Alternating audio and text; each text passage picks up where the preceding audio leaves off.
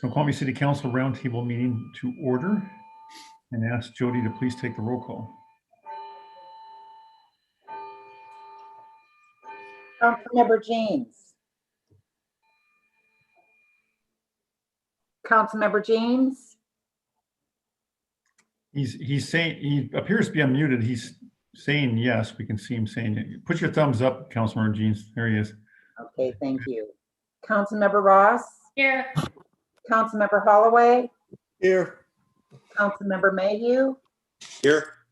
Councilmember Lassay. Here. Councilmember Sundwall. Here. Councilmember Shepherd. Here. Mayor Larson.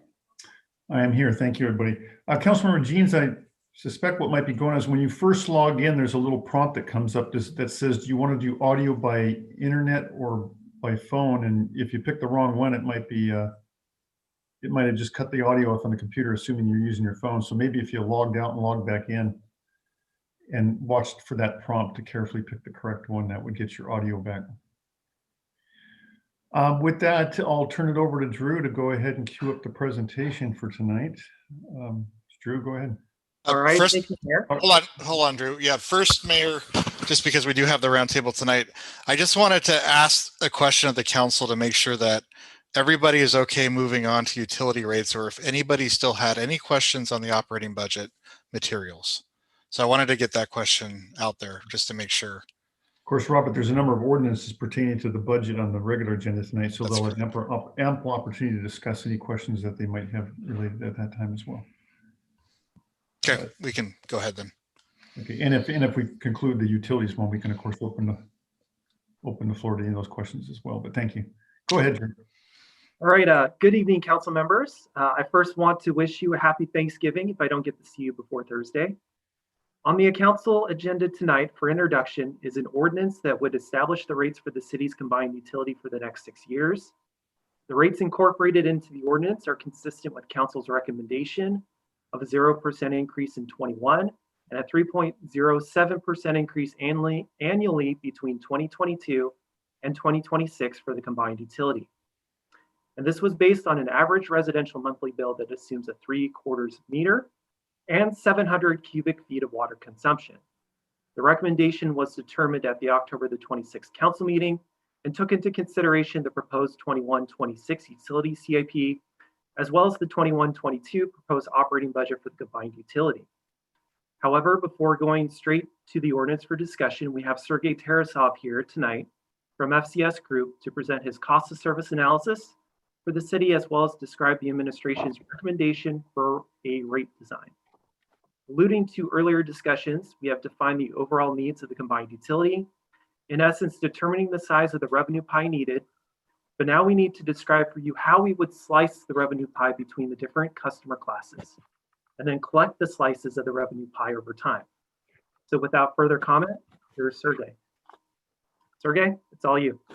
Thank you, Drew. Thank you for the introduction, and good evening, council members. It's great to see everybody again tonight.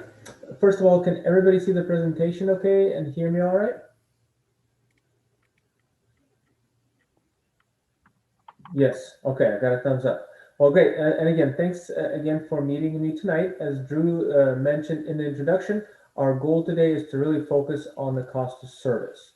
So I'll start out with the overview of the presentation.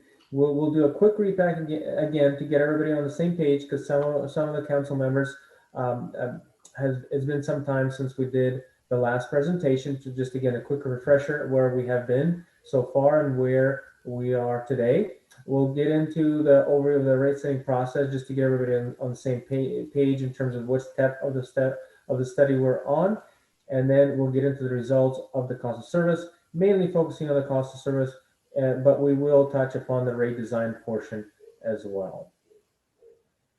So again, as a quick refresher, in terms of the last time we met, the prior study was completed in 2016.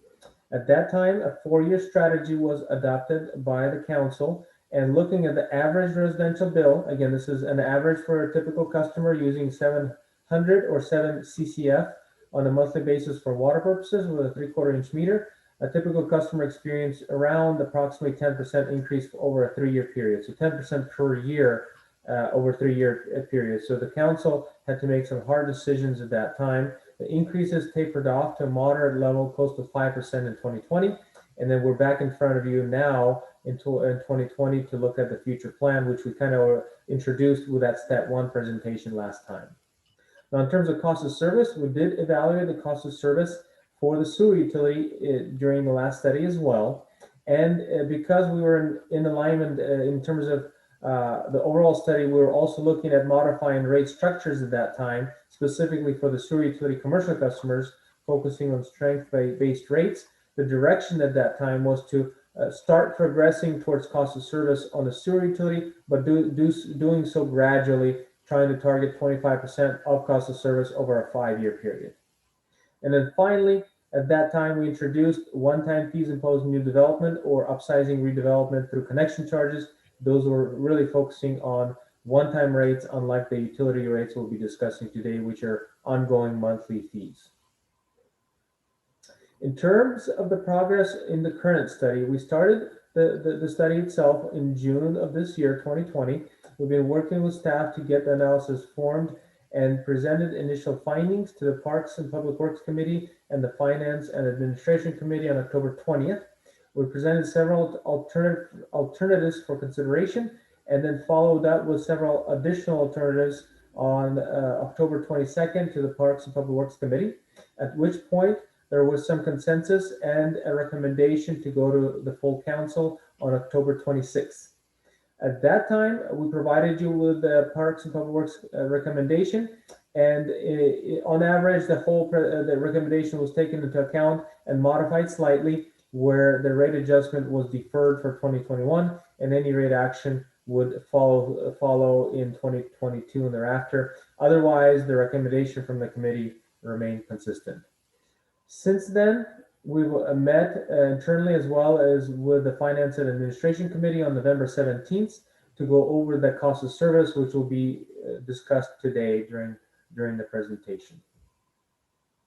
And finally, as a quick refresher, as Drew mentioned, this is just simply a summary of the recommendation by council from that step 1, overall revenue needs or revenue requirement, focusing on an average bill. You can see it's tied to the CIP package option number 2 we discussed in prior meetings. It does include the full urban forestry operating expenses and $200,000 in urban forestry tree replacement program in the capital side of the stormwater utility. So with the background out of the way, again, let's get back on in terms of the same page in terms of the rate study process itself. As a reminder, I kind of like to do this every time, just so everybody gets familiar with it. But a typical comprehensive study such as this one consists of 3 key steps. Step number 1 is the defining of the overall needs, or commonly referred to as revenue requirement. Here we're strictly focusing on, can we meet our ongoing obligations on a multi-year basis within each utility. Here we're not really focusing on which class of service or where the revenues are coming from. We're strictly focusing to make sure we can meet our debt service, capital O&M, and reserve policy targets. Step 2. Sergey, I'm just going to interrupt for 1 second. I just want to quickly say, I noticed there's a couple people I see as attendees tonight, to just let them know that from 6 to 7 is just a special workshop meeting for the council on utility rates and budget. The regular city council meeting doesn't start till 7, so I just don't want them chewing up a bunch of time unnecessarily. So, thank you. Go ahead, Sergey. Thank you, Mayor. So step 2 breaks that overall revenue need into components and really tries to target equity. And we'll go over how we do that in the next couple of slides. And then finally, step 3, we look at development of the actual charges assessed to our customers through the fixed and variable charges. So again, it's a step process, and to get to the end, we need to get through all 3 steps. So again, today's focus will be on that cost of service analysis. And as I just mentioned, the very nature of this analysis is trying to get to the question of equity. Do cost differences exist? And to perform this analysis, we utilize industry standard approaches and methodologies for cost allocation, but really focus on using city-specific, utility-specific planning, sizing, and facility requirements, as well as detailed customer data and usage characteristics of each system to develop a specifically tailored analysis for the city. Now, before we get into the process and the analysis itself, we need to discuss the classes we wanted to look at. And here what we're trying to do is really group customers in a like type customer classification. So we want to combine customers that are very similar in nature. So for the water utility, we'll be assessing the residential customers, multifamily customers, commercial, and irrigation. And what's important to note here is that irrigation is potable irrigation. It's not the purple pipe network that's on the sewer side. So again, this is using potable water for irrigating purposes, water not going through the purple pipe network. The sewer utility uses is looking at very similar classes of service: the residential class, multifamily class. The commercial class is actually broken down into two subclasses.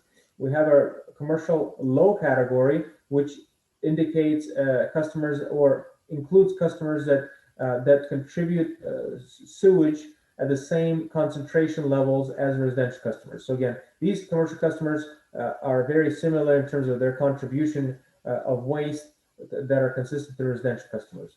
We also have a commercial high customer classification, which looks at customers that produce higher strength contributions. They include the casino and DSHS.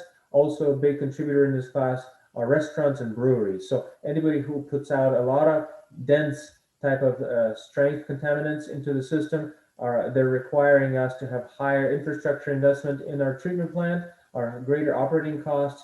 So we wanted to, again, assess them on an individual basis. And finally, we have reclaimed water. So this is that reclaimed irrigation through that purple pipe network, which is included in the sewer utility. In terms of the cost of service process itself, you can also summarize it into three key and distinct steps. So the first step is breaking down that test year revenue requirement. So by test year, I mean we need to select a year we'll be focusing on. So here we'll be focusing on the first year of our proposal in the revenue requirement side, which is 2021, which, if you remember, is a revenue neutral year, meaning there's no rate increases proposed on the big picture level. So the first, we select that test year period, and we're breaking it down into functions of service and classifications of service. So again, what type of functions do our utilities serve? So we'll quickly go through these for each utility, starting with the water. So water includes 5 functions of service, which include the customer cost function or classification of service. And these are costs aggregated in this group that don't change with the size of the customer. So here, it doesn't really matter if we have a large customer or industrial customer, a brewery or a residential home. It takes us the same amount of money to send a postage envelope to each one. So it doesn't really matter how much each customer uses for cost included in this cost pool. In the meters and services cost pool, we're really looking at replacement and maintenance of meters. So the bigger the meter, the more capacity, the greater the replacement cost of the meter. So customers with larger meters will get more costs allocated to them in this cost category.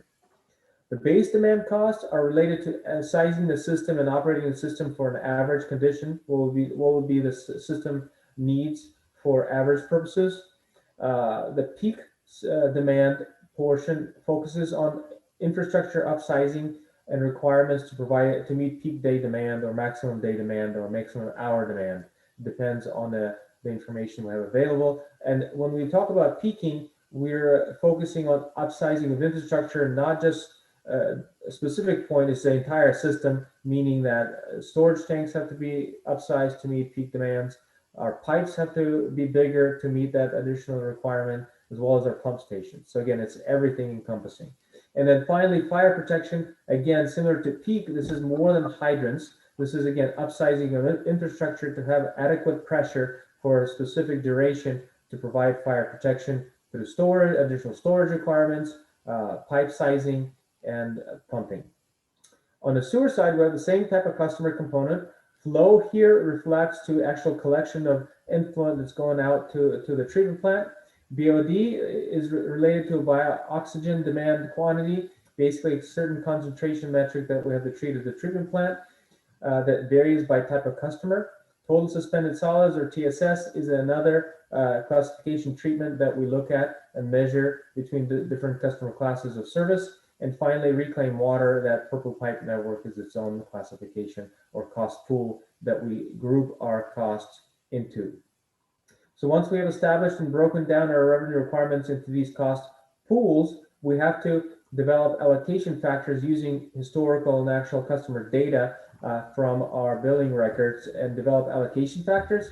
And then finally, we apply those allocation factors to the cost pools to get to the results. So we'll show you kind of the results of the classification next, and then we'll dive into what our findings are showing. So in this slide, you'll find the summary of that classification. On the left, focusing on the water utility, and then on the right, focusing on the sewer utility. Here you can see we are focusing on the 2021 test year period for each utility.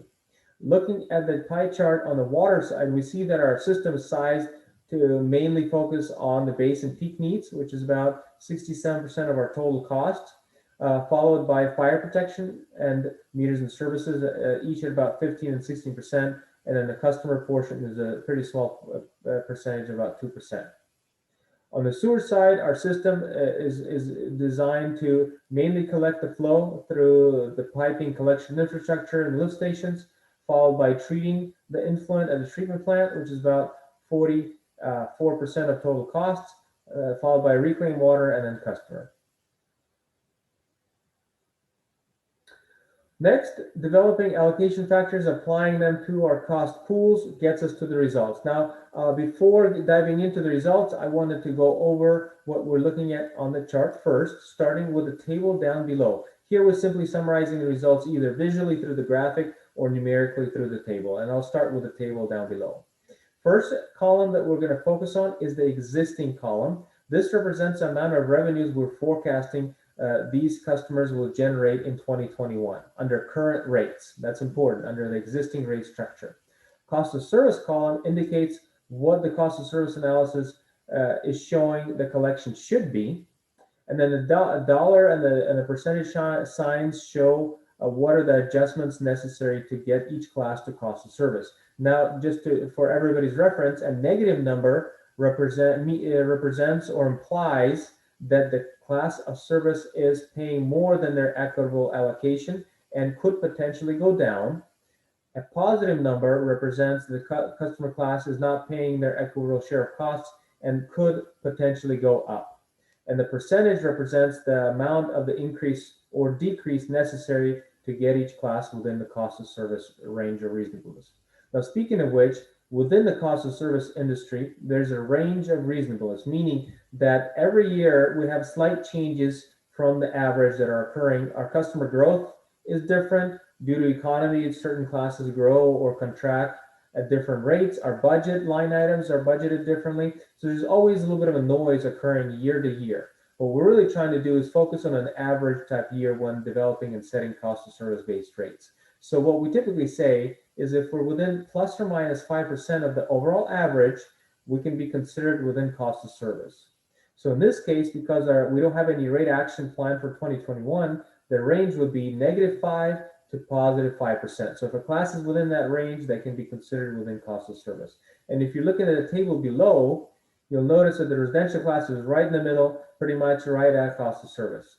The commercial class is right on the outer bounds and the upper end of the cost of service, which implies it's almost within there, but it's slightly outside. And the multifamily class and the retail irrigation class are outside of that range of reasonableness.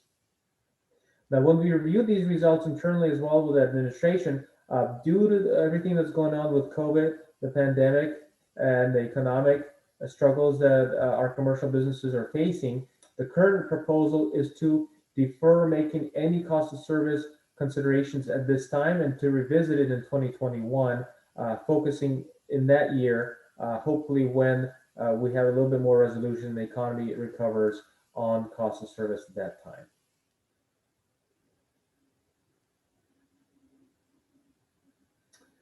Moving on to the sewer utility, we have similar findings. Here you can see the residential multifamily customer classes are also indicating that they're paying more than their equitable share and could go down. The commercial customer class low side, the low commercial customer, is right on par with that range of reasonableness, almost perfectly right on. Commercial high and reclaimed irrigation customers are not quite paying according to the cost of service allocation and could potentially go up above average. Again, due to the same reasons as on the water side, the economy and the pandemic, The current recommendation for 2020 is to postpone implementing any cost of service action and to really dive into it, spend a little bit more time on it, and revisit it in 2021.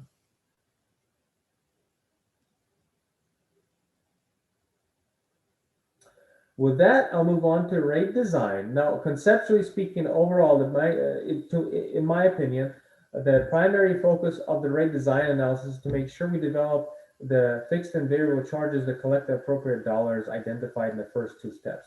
After that, we want to make sure, if possible, to set rates that are cost-based and equitable, convey the pricing signals that the utilities are facing, but also meet the goals and objectives of the utility. And sometimes we just can't align all those two goals. A perfect example would be low-income rates, low-income senior disabled. Typically, those will not be cost-based. So in this case, we would be going with a policy objective of providing assistance to those customers. So on this slide, you'll find a visual summary, 3 tables summarizing the current rates assessed in each utility. We'll start with the table on the left. So the upper portion of the table provides a summary of the monthly fixed charges currently assessed to the residential, multifamily, and commercial customers. You can see that the charges are assessed per meter size for residential, commercial irrigation customers. This is, again, potable irrigation. And the greater the meter, the more expensive the rates are, the larger the capacity the customer has. Multifamily customers are paying a fixed charge per unit. If you look at the second portion of the table, there's a volume portion of the rates. These rates are assessed per 100 cubic feet or per 1 CCF. The residential customers have a 3-tier structure, with the first block being 0 to 300 cubic feet, charged at $226. As the customers exceed that usage threshold, any incremental additional usage is charged at more expensive rate at $3.80 for the second block and $4.75 for the third block. Again, it's a conservation incentive type structure. Multifamily customers currently have a flat rate of $2.70 per unit of consumption. So again, it's a uniform flat rate per unit. It does not change. It doesn't matter what threshold you exceed. And then commercial irrigation customers also have a uniform rate, which is slightly higher at $3.49. On the sewer side, our residential and multifamily customers have a fixed charge only. So the rates are 100% fixed. The commercial customers have a fixed charge as well as a volume rate that kicks in after the first 600 cubic feet or 6 CCF. So it's sort of an allowance structure. You have 600 cubic feet of flow included into your fixed charges. After that, you pay per unit of consumption, and the fee varies based on the strength of the customer. And finally, we have stormwater rates. Here, the rates are assessed on a monthly basis per ESU. Residential customers are all 1 ESU. Businesses are assessed on square footage, 1 ESU being 2,600 square feet of impervious surface area. Now, consistent with our discussion when we reviewed these rates and potential changes internally, the recommendation currently is to keep the current rate structure for 2021 where there's no rate action, and revisit the rate design along with cost of service in 2021. There was a request during our prior committee meeting to look at the consumption distribution of the residential class. So on this slide, you'll find a visual representation of the bill frequency analysis for that residential class. Now, the upper chart shows the distribution of bills throughout the year for every customer that we had available data on. And you'll see that the majority of the usage is pretty consistent. You can say that this class is very homogeneous in terms of their consumption. Now, there is a little bit of a tail going to the right. So there are customers that do use more than the average consumption. But overall, it's a fairly tight, almost bell curve looking shape. Now, if you look at the solid orange portion of the chart, that represents the annual average. It's about 7 CCF, with a median being about 4 CCF or so. Looking at our statistics, we see that usage going through each block that we currently have imposed for residential customers represents about 41% of total consumption to going through block 1. An additional 37% of consumption goes through block 2, gets us to about 78%. And finally, at 22% or so are in block 3 and above. In terms of our usage patterns, our average consumption is about 7 CCF per year. Our winter average is about 6, and our summer average is about 9 per month per account on the residential side. So not a gigantic peaking factor for our residential customers based on the data that we have available. And with that, that brings us to our discussion section and next steps. Again, our goal is to finalize the analysis in this month for cost of service rate design. Again, the hope is to get a little bit more in the weeds in the coming months of 2021, and at this time keeping the rates as is, since there's no rate action recommended on that first step. So at this point, I wanted to see any questions, any comments for the presentation. And again, council, because I can't see everybody in the same frame, if you could use the raise hand feature, please.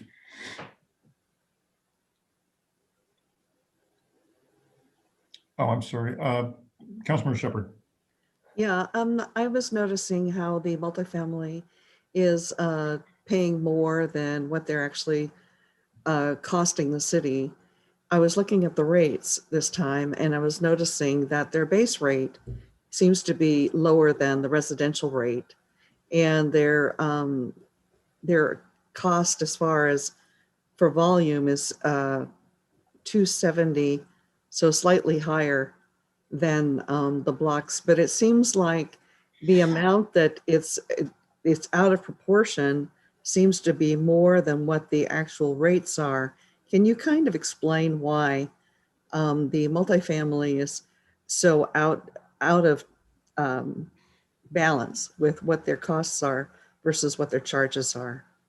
Sure. From a big picture perspective, the multifamily rates are very close to the single family rate. So $30 per unit versus $34 per unit in the fixed charges. What's important to note is that this is per unit. So if you have an apartment building, 10, 20, 30, 40, 50, this is per unit. So the differential between the fee is $4, but they're paying it per unit. Now, when we develop a multifamily building, most customers don't have a lot, or nobody has a lot. The building may have its own, which may have an irrigation meter, but from a usage perspective, the multifamily customers don't use the water in the system the same way. The building only has 1 meter versus each home has a meter. So on the meter maintenance perspective, we're not maintaining 50 meters most of the time, which is common in the industry. We're maintaining 1 larger meter, but capacity wise, it's not 100 times larger capacity than a 3/4 inch residential meter. So the way I see it is that our rates are almost the same as single family, while from a usage perspective, our customers don't quite use the system in the same way as the residential customers. Or Sergey, if I could add, to put it another way, and correct me if I'm wrong, but from a maintenance or cost perspective, it costs less money to service, say, a multifamily. Like let's take Panorama, where you got 191 units collected together. That's going to be, you go down my street and every 60 feet, you got to have 60 feet of pipe to serve 2 homes. 60 feet of pipe in a multifamily can serve, 12 or 14 or 20 units. So it's less infrastructure being maintained. So the actual cost of maintaining and servicing those multifamily units is lower because of the economies of scale than a single family residence or commercial. And that's why there's that. So although they're being charged less, they're still paying more than their share of the actual cost of maintaining a system that serves them. So a follow-on question is, how are other cities handling rates for multifamily? An alternative rate, especially on the water side, for a customer that does not include a per unit fee, would look at just charging the per meter fee. So if a building is on a 2-inch meter, you can see kind of the commercial column or its own column, and they would just simply pay the per meter 2-inch equivalent fee instead of having that per unit fee. So Each meter has a wide range of capacity, so you can have a 2-inch meter serving a 20 building or a 50 unit building, but they'll be paying this, having the same meter size. Thank you. Councilmember Mayhew. Yeah, so Mayor, I think I understand this right from the presentation of this information F&A committee, but am I right in the understanding that this situation with the multifamily that we're seeing in the water rates, and we see it again on the utility rates, is that, you know, we've had a lot of additional multifamily come online in the city since the last rate study. And so this, you know, is something that sort of wasn't really seen coming. And now that we see it, you know, is perhaps a bit of surprise, and then is really an opportunity for us to go back now, relook at kind of rebalancing the rates and trying to do something that will help. And you know, I say help, but be more appropriate for multifamilies. And that's what is the idea, is we'll kind of dig in and try and see how we might be able to do this early in the new year. We're just continuing the rates that we have, but here's an opportunity maybe to try and do something a bit more equitable. Is that kind of a general understanding correct? I think that's a fair point. I could certainly offer to Sergey or Drew or Brian to respond to that as well. No, I would say you're absolutely correct, Mayor Pro Tem. There's been, I would say, multifamily growth within this community over, say, the past 6 to 10 years. For example, we know that the panorama apartments are going to come online. In essence, we haven't necessarily had that much multifamily in the past, where we probably have had to make adjustments. But now that we're gathering, or at least developing some new apartments out there, or we have been over the past 6 years, it's probably ripe for an opportunity now to kind of reassess where we are with the multifamily classification, and then see what we could do about it in the new year, as you suggested. Thanks. Councilmember Ross. And I think as part of that evaluation is also looking at the high commercial users, such as the casino, and you had DSHS. Are you thinking, is that MSHS? What's DSHS? It's supposed to be the other large. So, Councilmember Ross, if you permit me, DSHS is the state agency, the Department of Health and Social Services. Probably didn't get the acronym right, but in essence, they run the Echo Glen Children's Center out there. And so that's who we're referring to when we talk about DSHS. Okay, thank you. Okay, but anyway, we need to look at the overall high commercial usage rates as well. And I think that will kind of reduce the impact on others that are actually covering their rates, right? Some of the residential and the low usage, commercial, multifamily. I don't have the charts not up, but it's, anyway. Yeah. Right there. In essence, we would also explore sewer in the new year along with water. Right. Councilmember Sunwell.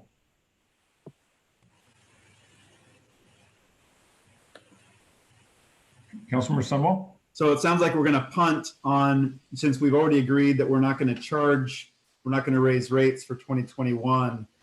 Just sort of from a housekeeping perspective, are we just extending the existing one a year, and then this one will start in 2022 and go on for the normal 5 or 6 year period of time? Or we're starting this new one with 2021, not really knowing what the rates are, but knowing there's not an increase?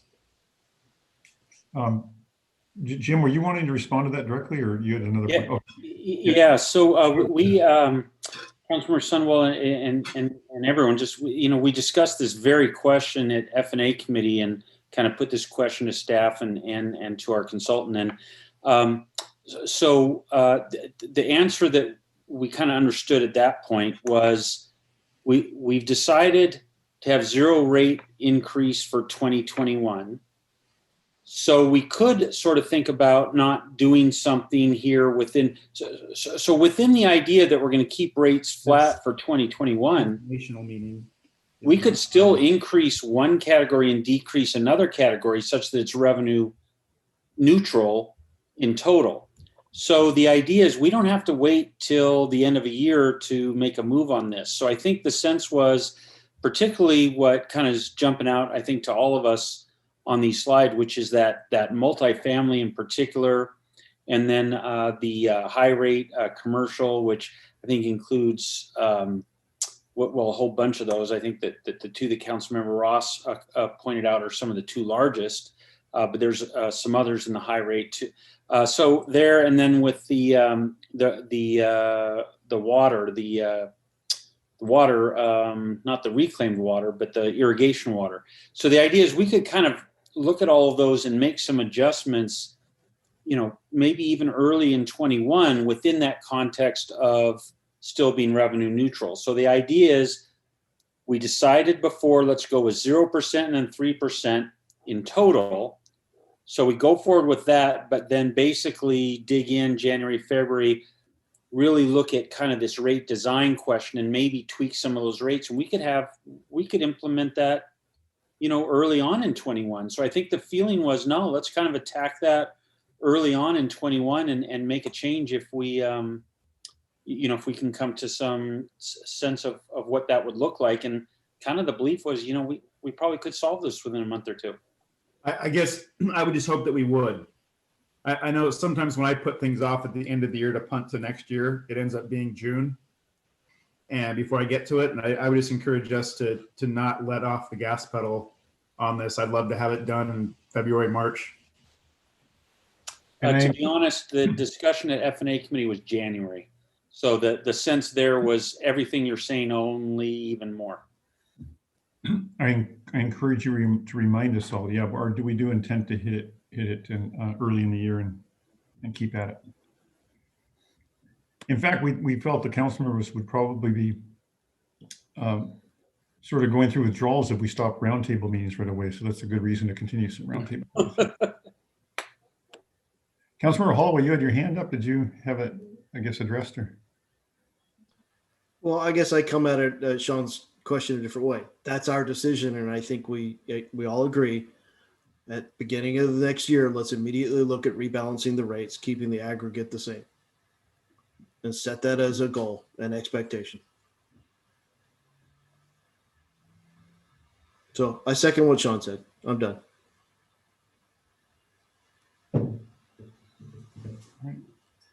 Any other comments, questions, concerns, council? All right. So if you're satisfied with this, now we could pivot to any other, as Robert said at the beginning of the meeting, any remaining budgetary questions to take advantage of any time here to save time during the council meeting. Any questions related to any of those items? Otherwise, you'll get a nice generous break before the council meeting.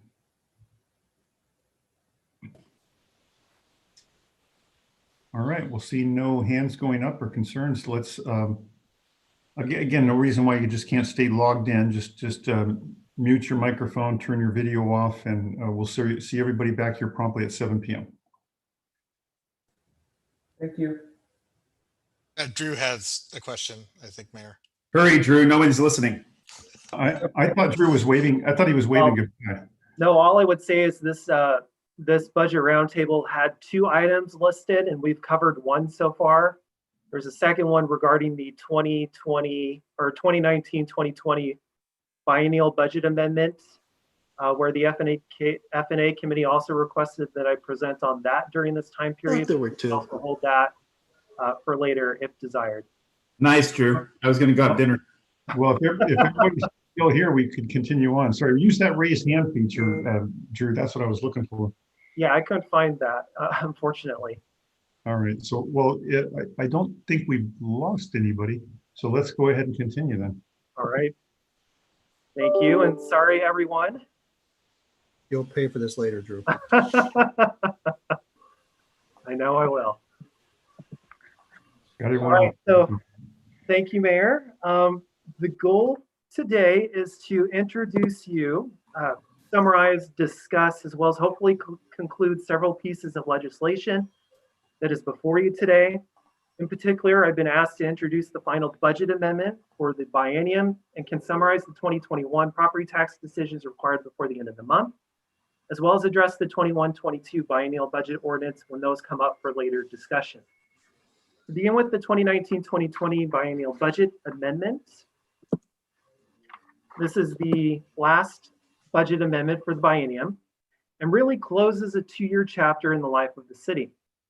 The goal is to ensure that the city finishes the biennium within the budget. And so in order to do so, we need to account for any unforeseen events, expenditures, or cost allocation decisions that have not yet been recognized in the budget. Administration is requesting an additional appropriation of $2.12 million, supported by approximately $1.77 million in unaccounted for revenue and $579,000 in appropriation reduction offsets. This is important. It means that through this amendment, for every appropriation increase proposed, the increase is backed up by an equal or greater amount of revenue or a reduced appropriation somewhere else in the budget. Exhibits attached to the agenda bill include the ordinance itself with the proposed amendments incorporated, an amendment request table that describes each amendment, as well as the appropriation increase requested, and then a reconciliation table that ties the amendment request table and the ordinance together. To go over the amendments briefly, the administration is requesting a $641,000 appropriation increase for the non-departmental functional classification in the general fund to recognize the city's rapid relief program, which distributed funds to the local business and nonprofit community. Through the amendment, the city would also recognize the corresponding CARES Act funding received. The administration is also requesting a $300,000 appropriation increase for the non-departmental functional classification in the general fund, should other funds require a support transfer to finish the biennium with a positive fund balance. The administration is proposing to offset this appropriation increase with an appropriation decrease in equal proportion to the administrative department's functional classification in the general fund. Moreover, the administration is proposing to recognize the LED streetlight conversion project with a $460,000 appropriation increase for the street's functional classification in the general fund. And through this amendment, the city would also recognize the matching TIB grant received from WashDOT. Next, the administration is requesting a $279,000 appropriation increase in the North Bend Police Services Fund to true up the North Bend Police Services budget with the expenditures allocated to the fund in 2019. As a result, the administration would like to offset this request with an appropriation decrease in equal proportion to the Snoqualmie Police Functional Classification in the general fund. Last but not least, the administration is requesting a $170,000 and $270,000 appropriation increase in 2019 and 2020 respectively to cover greater than anticipated developer reimbursed expenditures and recognizing the corresponding revenues. And that concludes my summary of the final 2019-2020 budget. Any questions or discussion, Council? Thank you. Councilmember Mayhew and then Councilmember Hawley. Yeah, so I would just summarize to fellow council members. This is a housekeeping exercise that we have to go through at the end of every biennium. There are legal requirements that the accounting folks have to go through to get each and every one of those funds properly balanced, and so that the total expenditures that they make within every fund have been authorized by us in a budget amendment. So, for example, if you think about CARES funding, this is stuff. So let me back up. So all of these are things that we've already approved. There's no net increase in spending here that they're proposing. This is, so we take, for example, the CARES Act funding. So there's additional CARES Act grants. Then there's spending of that. We've authorized that spending before, but this is the formal budget appropriation amendment that they have to get from us to sort of comply with state law. So There's no new spending here. It's net. It's just cleaning up the bookkeeping. Basically, it's housekeeping. Councilmember Holloway. So can we go to the page on the police? I agree with everything you said, Mayor Pro Tem, except for the North Bend Police Services. We're actually crossing municipalities there. So did the contract with North Bend cover the additional appropriation or not? And are we subsidizing one way or the other between Snoqualmie and North Bend in this action? Hey, Mayor, could I take a shot at that? Yeah, go ahead, Jim. Council members, as you all remember, last year, we entered into a new or revised police contract with the city of North Bend. And as part of that, there's a whole number of things that changed. One of the kind of challenges that the accounting folks have is to sort of catch up the accounting so that to reflect how all of that works. There are different kinds of cost accounting. That's what we call it, any kind of cost accounting, ways of allocating costs. That there are multiple ways that are acceptable. So you could think, just for an example, do I charge someone the incremental cost of doing a thing for them? Or do I take sort of a full share cost? Do I take the total cost of doing a thing and then they get X percent? You get a different answer, and either one of those methods can be proper. So the accounting folks kind of have to do a true up. So what happened here, now here's the deal. We all budget on biennial periods, 2-year periods. But the accounting is done on annual periods, and we get an annual audit, and we issue annual financial statements. So what happened here is that in 2020, they kind of caught that cost accounting up. And so what's being allocated over is kind of reflective of the new setup. And so you don't see this issue. But in 2019, they hadn't yet done that. But we closed out the year from an accounting year. So it's the same accounting. It's just that they closed out 2019 without having allocated some costs to Snoqualmie versus North Bend in the accounting. So they're kind of stuck with that. So to fix their accounting, they need to say, hey guys, council, I spent that out of one fund, but you had appropriated it in the other fund. Can I just fix that? So they didn't have to do that in 2020 because they got that squared away, but they have to ask us for permission in 2019 because those books are already closed. And so that's what's going on here. But the main question that I had, which is the question that Councilmember Holloway just asked as well, which is there some issue? Were there somehow costs that we incurred that we didn't get paid for from North Bend? And the answer is no, that didn't happen. And in fact, as you all recall, this contract was, we all thought, a more equitable contract.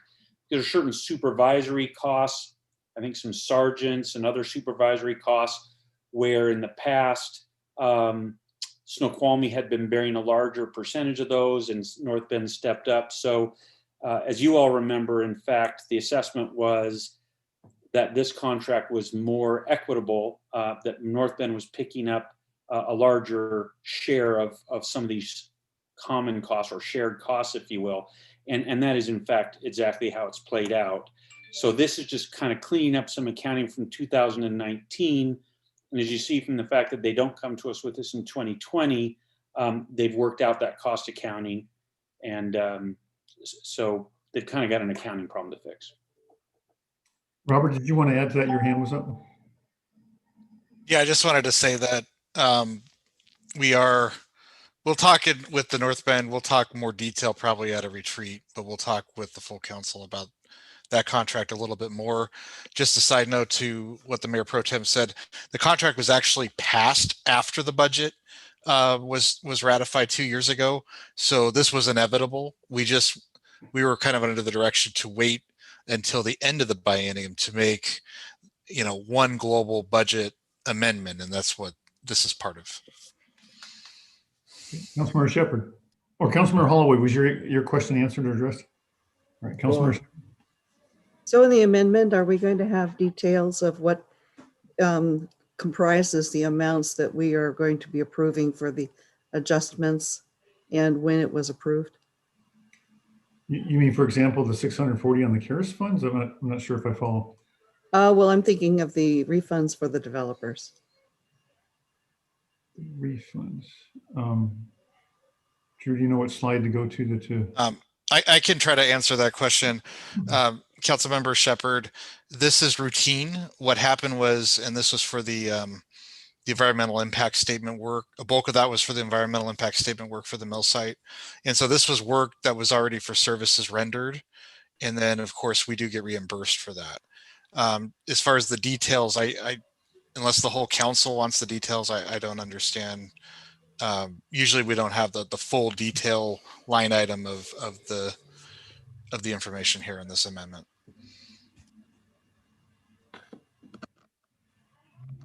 I mean, I'll leave it to the council if the majority of the council would like to request more detail on some of those budget areas.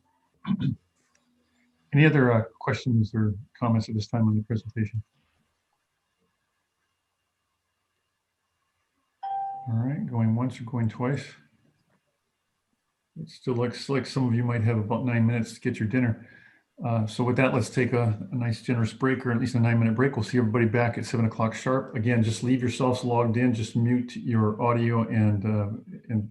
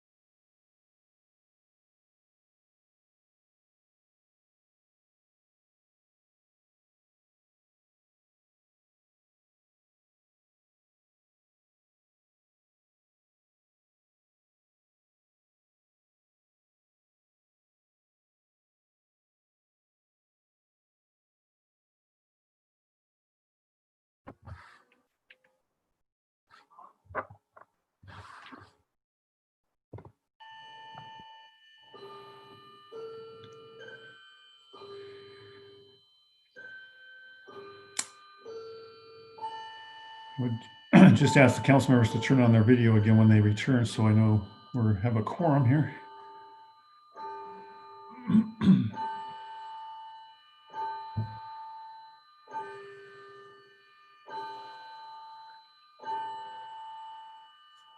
All right, appears we do have a quorum.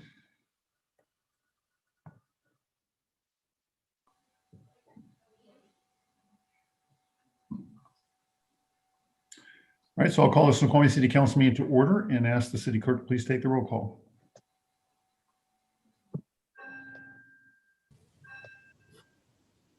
Councilmember Jeans, Here. Councilmember Ross, Here. I guess we're good. Thank Holloway, you. Here. Councilmember Mayhew, Here. Councilmember Lassay, Here. Councilmember Sundwall, Here. Councilmember Shepherd, Here, Mayor Larson. I am here. Thank you, Jody. Council can I have a motion and a second to approve the agenda for this evening. So moved. So, second. Okay, I have a motion and a second to approve the agenda as presented. Is there any questions or discussion?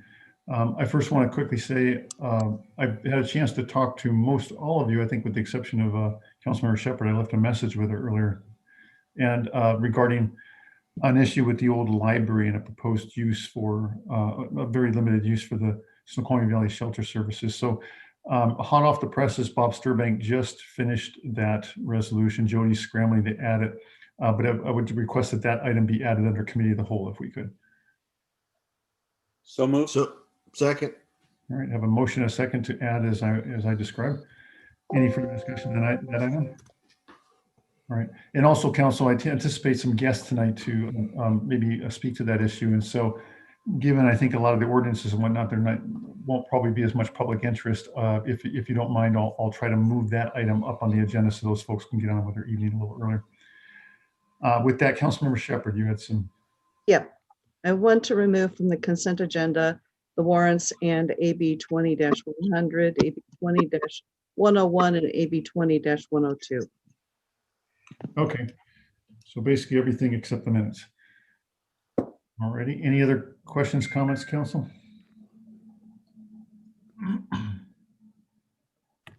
Okay, hearing, sorry, give me 1 second here to get a little more organized. We do have some special guests with us tonight. I do appreciate that the chairman of the Snoqualmie Tribe, Chair Robert D. Los Angeles has joined us, and also Snoqualmie Tribal Chairperson Chris Castleberry, and just ask the staff to go ahead and roll those folks over as participants in the meeting since we'll be getting to the proclamation soon. And also please make Kim Faree, Amy Faree, and Jennifer Kirk participants if you could. Thank you. All right, with that, Councilmember Shepherd, you still have your hand up. Did you have any other comments on the agenda?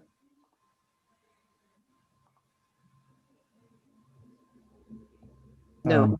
No. Okay, thank you. All right, I don't believe we voted on the agenda, so I'll ask for a, no, with the amendments, all those in favor say aye. Aye. Aye. Okay, opposed say nay. All right, motion is approved or agenda is approved as noted. All right, so moving on to public hearings, presentations, proclamations, and appointments. At this time, I'm going to go ahead and jump to the proclamation as well, again, to allow some guests to move on with their evening. So with no further ado, it's my honor to proclaim November Native American Heritage Month. Whereas Native American Heritage Month honors the rich tapestry of Indigenous peoples inextricably woven into the history of this country and celebrates their rich and diverse cultures, traditions, and histories. And whereas Native Americans are descendants of the original Indigenous inhabitants of what is now the United States. And whereas Native American people have made important contributions, have enriched our heritage, and continue to add to all aspects of our society. And whereas our country is blessed by the character and strength exemplified by Native Americans who have answered the call of service in our armed forces in greater numbers per capita than any other group in the United States. And whereas during the month of November, we honor our Native peoples and recognize their continued contributions in strengthening the diversity of our society, now therefore be it resolved that I, Matthew R. Larson, Mayor of the City of Snoqualmie, I proclaim November as Native American Heritage Month and encourage all residents to honor and recognize these indigenous peoples of this land, given under my hand and official seal at the city of Snoqualmie this 23rd day of December 2020. So with that, I thank the chair, Bill de Los Angeles, and Snoqualmie Tribal Council member Chris Castleberry for taking the time to come here and virtually receive this proclamation here tonight and invite them to say a few words. I do want to add to both Bill and Chris, I want to, on behalf of the council and staff, to extend our deepest condolences. We understand that there was a very tragic death of two young tribal members in the past couple weeks, and that's been just a big impact, and really our hearts go out to you, and our condolences at this time. So Chair de Los Angeles, would you like to make any comments, or Councilmember Kessler? Yes, Mayor Lushon, I appreciate your comments and the condolences of our tribal members. And as the chairman of the Snoqualmie Indian Tribe, I accept your proclamation on behalf of the Snoqualmie Indian Tribe. My hands are raised to you. Thank you for your involvement and the council's involvement. Thank you. Thank you, Bob. My hands are raised to you as well. All right, well, have a good evening. Chris, did you want to add anything, or? Yeah, I'd just like to echo the same thing. Thanks for inviting us, and thanks for doing that proclamation in front of us with us present. It means a lot to get that invite and just have us as an audience. Thank you. Yeah, my pleasure, our pleasure. All right, well, you're welcome to stay and hang around. It's usually pretty exciting, or at least as exciting as watching paint dry. But otherwise, thank you. Yeah, no offense is taken if you want to get on with your evening. So enjoy. Thanks again. Thank you. All right. So with that, we'll move back to public hearings. At this time, I'll open the public hearing for the 2021-22 preliminary biennium budget is now open. Is there anyone from the public? I see we still have four guests. Is there anyone who would like to speak? And again, you should be able to see a raised hand feature in the center bottom of your screen. And if you hit that, that will give an indication that you want to speak, and we can turn on your microphone and give you that opportunity.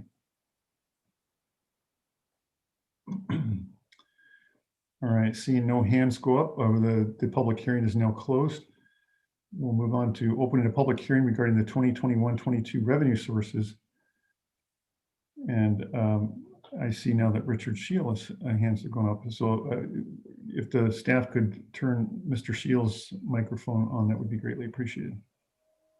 And I think you have 3 minutes, Richard. So if one of the staff could maybe put a clock up there. Clock's up, Mayor. This is Rick. There we go. Okay, so Rick's got a clock up. Richard, I think you're ready to go. Go ahead. You know the program or the protocol. So this is Richard Shields, 6701 West Crestview Loop Southeast. So I'd like to implore the council to do the right thing in these difficult financial times when so many people are suffering greatly. Just because state law allows you to extract the maximum taxes from city residents does not mean that you should. Families everywhere are having to cut their spending on not only the nice to have items, but sometimes on the essentials like food, heat, and housing. We all want a beautiful city with lovely parks and river walks and things like that. But these are desperate times. It's not the time to tax the people for such niceties. I know that the council and administration have worked to reduce spending, but this is the time for severe cuts, proportionate to the cuts that families are having to make every day. Please do not approve this maximum taxation. And I note that this is on top of the utility rate increases, which will be discussed later, which don't happen to be limited by state law. But in this case, just because state law allows the council to go as high as, I believe it was 2.03% with the things rolling over from previous years, I ask you, look at making severe cuts just like families are having to do. Thank you. All right, thank you, Mr. Shields. Is there anyone else that would like to comment on the 2021-22 revenue sources? All right, seeing no one raise their hand, the public hearing is now closed. The public hearing regarding the proposed ordinance establishing rates for the city's combined utility for the years 21 through 2026 is now open. Again, is there anyone at this time that would like to speak?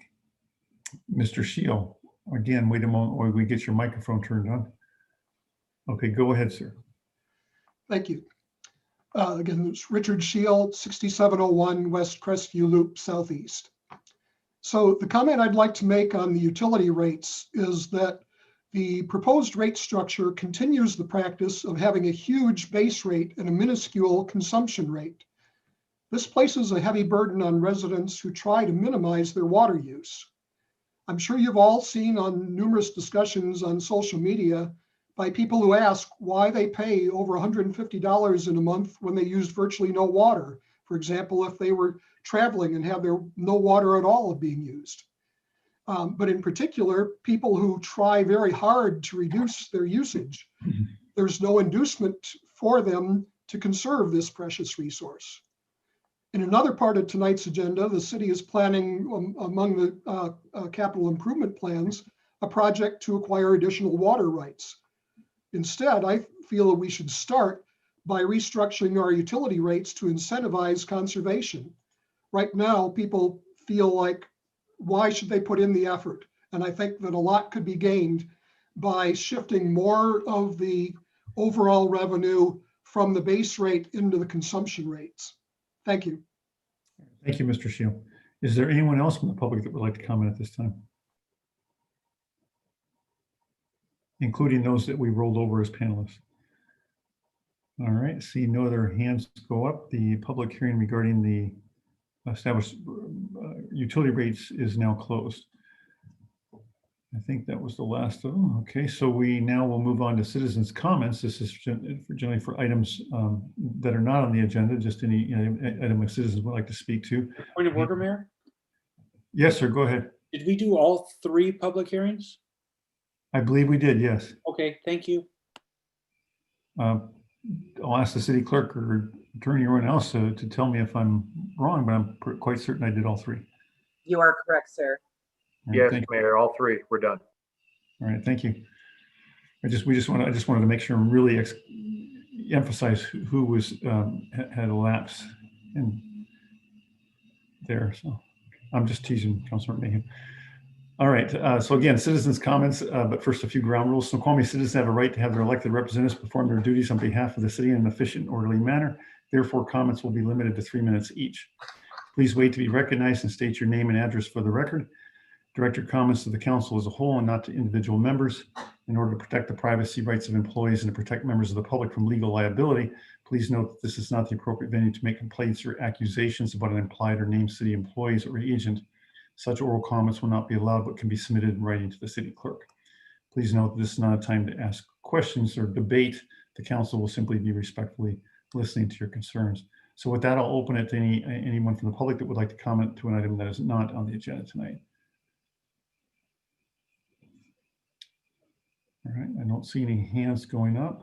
So with that, we will move on to the consent agenda. Again, this is consent agenda only includes the minutes for the November 9th, 2020 roundtable and city council meeting. Do I have a motion and a second, council? So moved. Second. All right, I have a motion and a second to approve the minutes for the November 9th, 2020 roundtable and city council meeting. Is there any further discussion? All right, seeing none. All those in favor say aye. Aye. Aye. Aye. All those opposed say nay. All right, motion is carried. And as per the council rules and procedures, we will immediately take up the items that were removed from the consent agenda. So I'd ask for a motion and a second on approving the warrants. So moved. Second. Motion and a second to approve the warrants as presented in the agenda packet. Mayor Pro Tem, or I'm sorry, Chair of our auditing committee or the Finance Administration Committee, I'll throw it to you first if you want to make any comment. Just confirm to the rest of the council that the F&A committee members have performed the review of claims and warrants as outlined or as specified in our emergency procedures for the COVID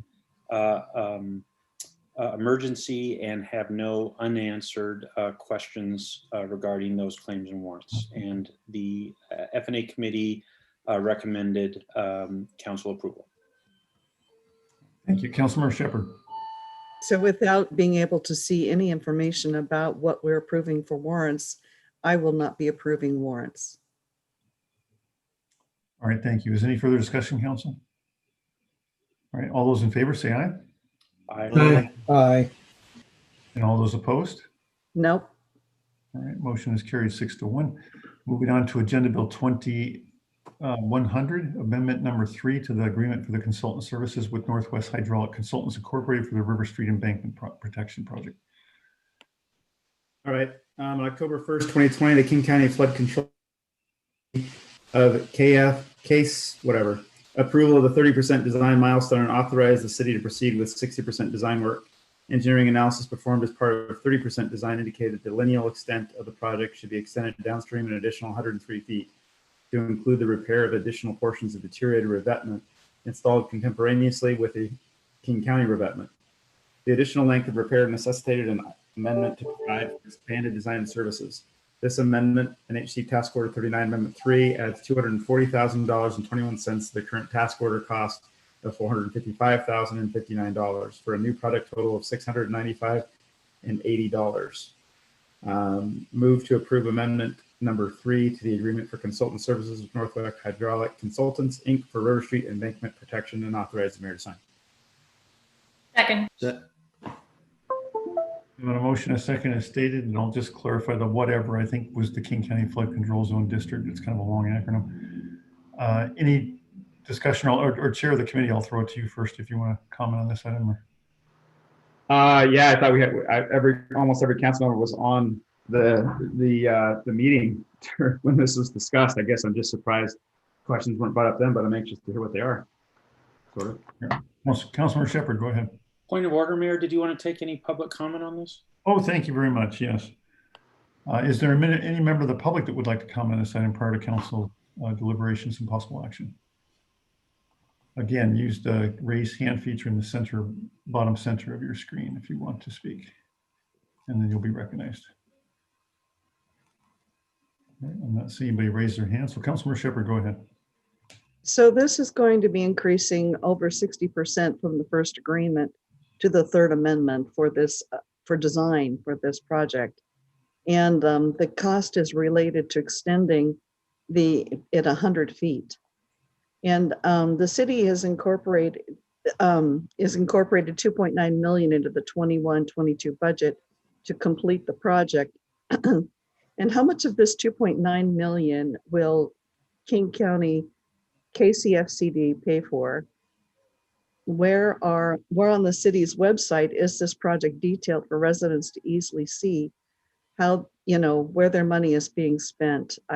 It's not easy to find for me. So anyway, I have a lot of questions about this project. I think it's very complex, and I'd like to see more details available to the public. All right. Is there any member of the staff or Brian or anyone that wants to address some of those questions? Yes, good evening, Mayor and Council. The county will be reimbursing the city all incurred costs for this. They originally were not going to incorporate this additional 103 feet, but through the work of Jeff Hamlin and the efforts he put in, he got King County to agree to incorporate this additional 103 feet and cover those costs.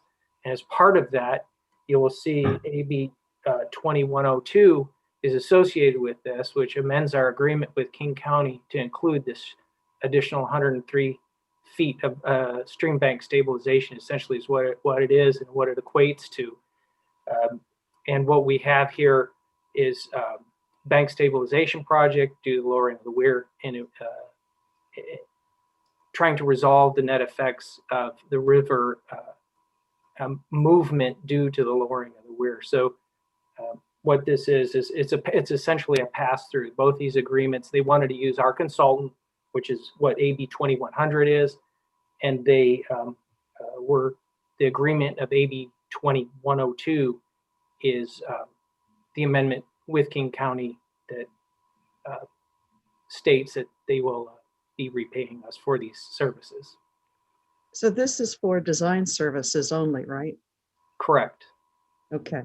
So as far as the actual work that's going to be closer to $3 million, are they going to be paying for that as well? Yeah. Okay, because do we have that agreement somewhere available to us? Go ahead, Bob. Sure. We do not yet have a construction agreement for this project. Initially, in conversation with the county, we were approaching this as a combined design and construction agreement. But due to some uncertainties, in part over the physical scope of the project, it was decided at that point to split, and also the county's budget.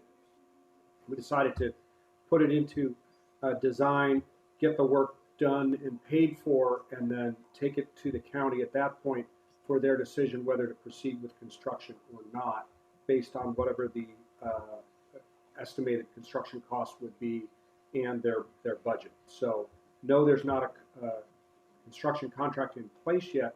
However, there's also no obligation for the city to advance construction of the project without an agreement from the county. So that's definitely to come. So one clarification, it sounds like you, in one place you said that we were going to do the work and then build them. And then another place, it sounded like we were not going to do the work and wait and see if they would pay for it before we started the work. So I'm a little confused about that. Well, construction. We're advancing the design work and they will pay for it under the existing design agreement. And that is what this item is related to.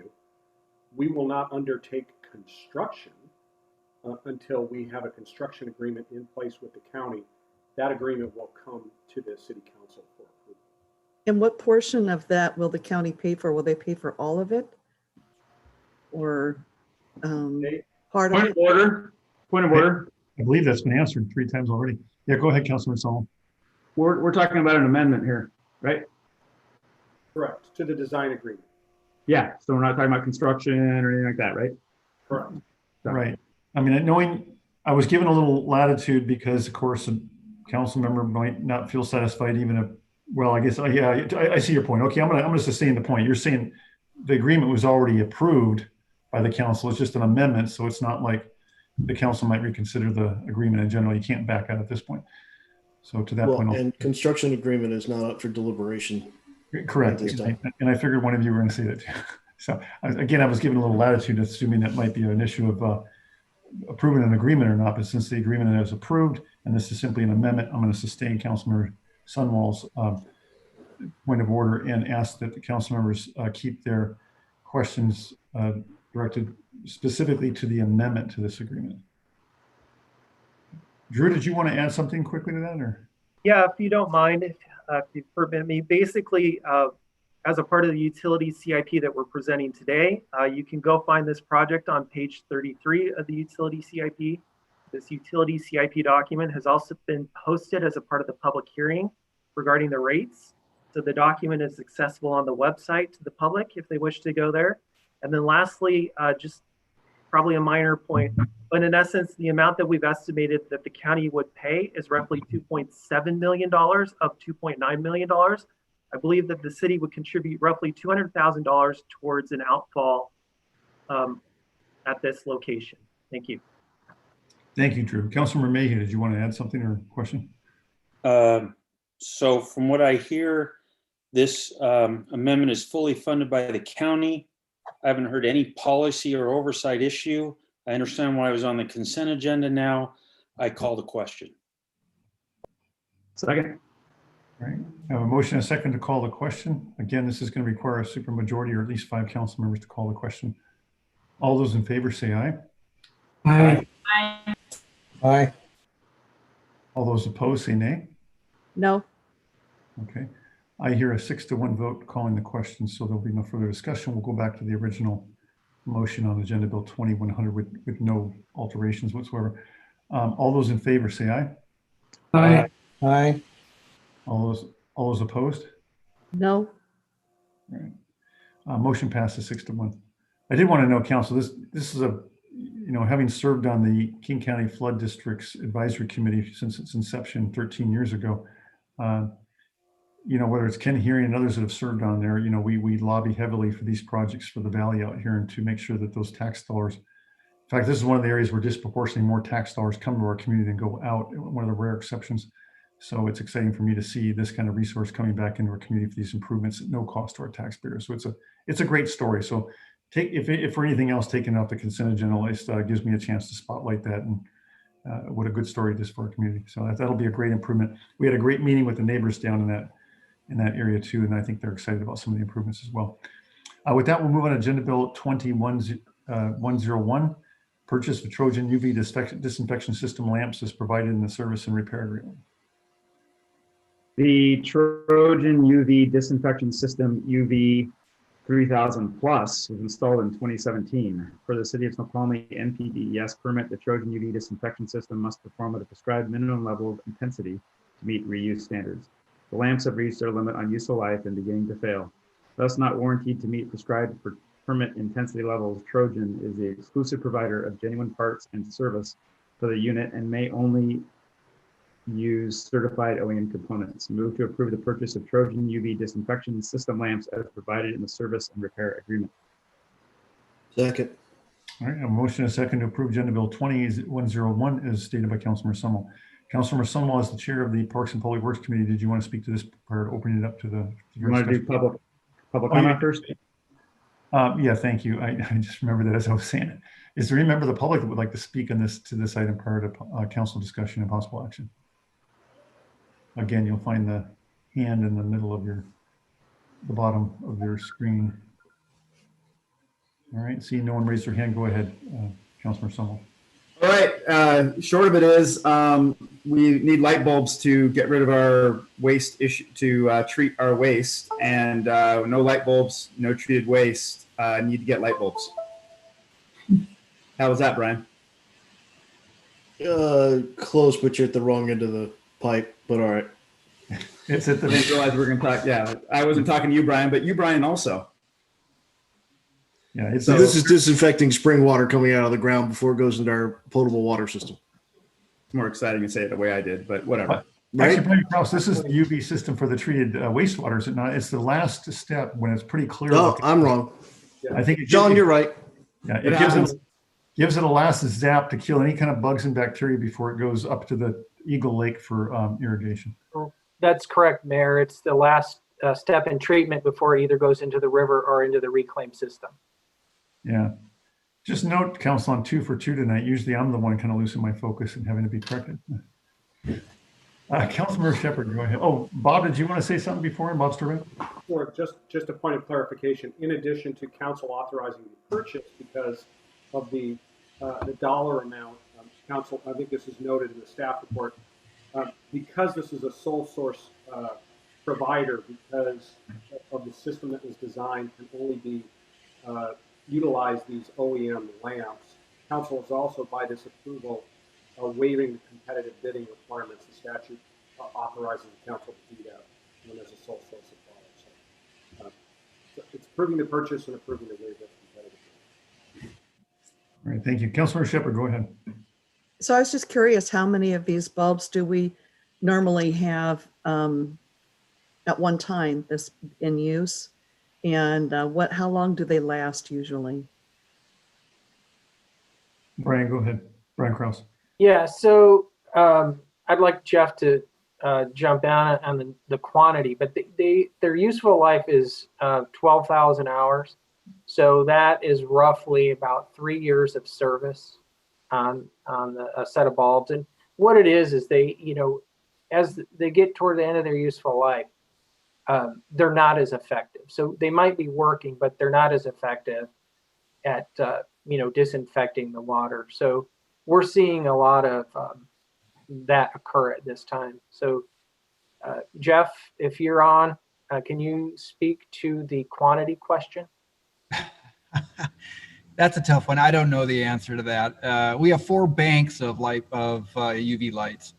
I don't know the actual number, but it's on the quote. The quote actually has the actual number of light bulbs plus the spares that we keep on hand. So council members can look that up. Apparently the city attorney knows the number of light bulbs. Go ahead, Bob. It's in Jeff's excellent staff report, 324 lamps. Yeah, you had it during Public Works. Yeah, good job, Bob.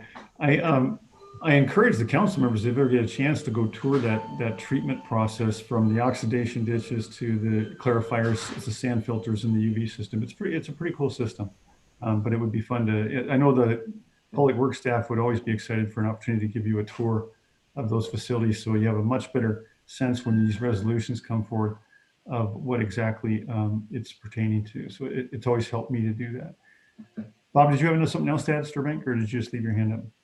I'm sorry, Mayor, left my hand up, but I would note if anyone wants more details on the lifespan of the lamps, the hours, and all of that is also detailed In the staff report. Okay, great. Thank you, Bob. All right, not seeing any other further hands now, we'll go to a vote. All those in favor say aye. Aye. Aye. Those opposed say nay. All right, motion passes unanimously.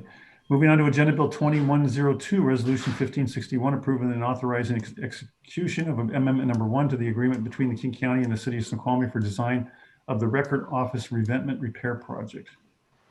The Washington State Department of Transportation requests a temporary noise exemption for 60 non-consecutive nights to pave and restripe State Route 202 from milepost 25.75 to milepost 29.29. WashDOT is requesting relief from the requirements of the City of Snoqualmie's Municipal Code, Chapter 9.36.020. Point of order. I think this is the wrong one. Did I have the wrong one? Agenda Bill 2102, Resolution 1561.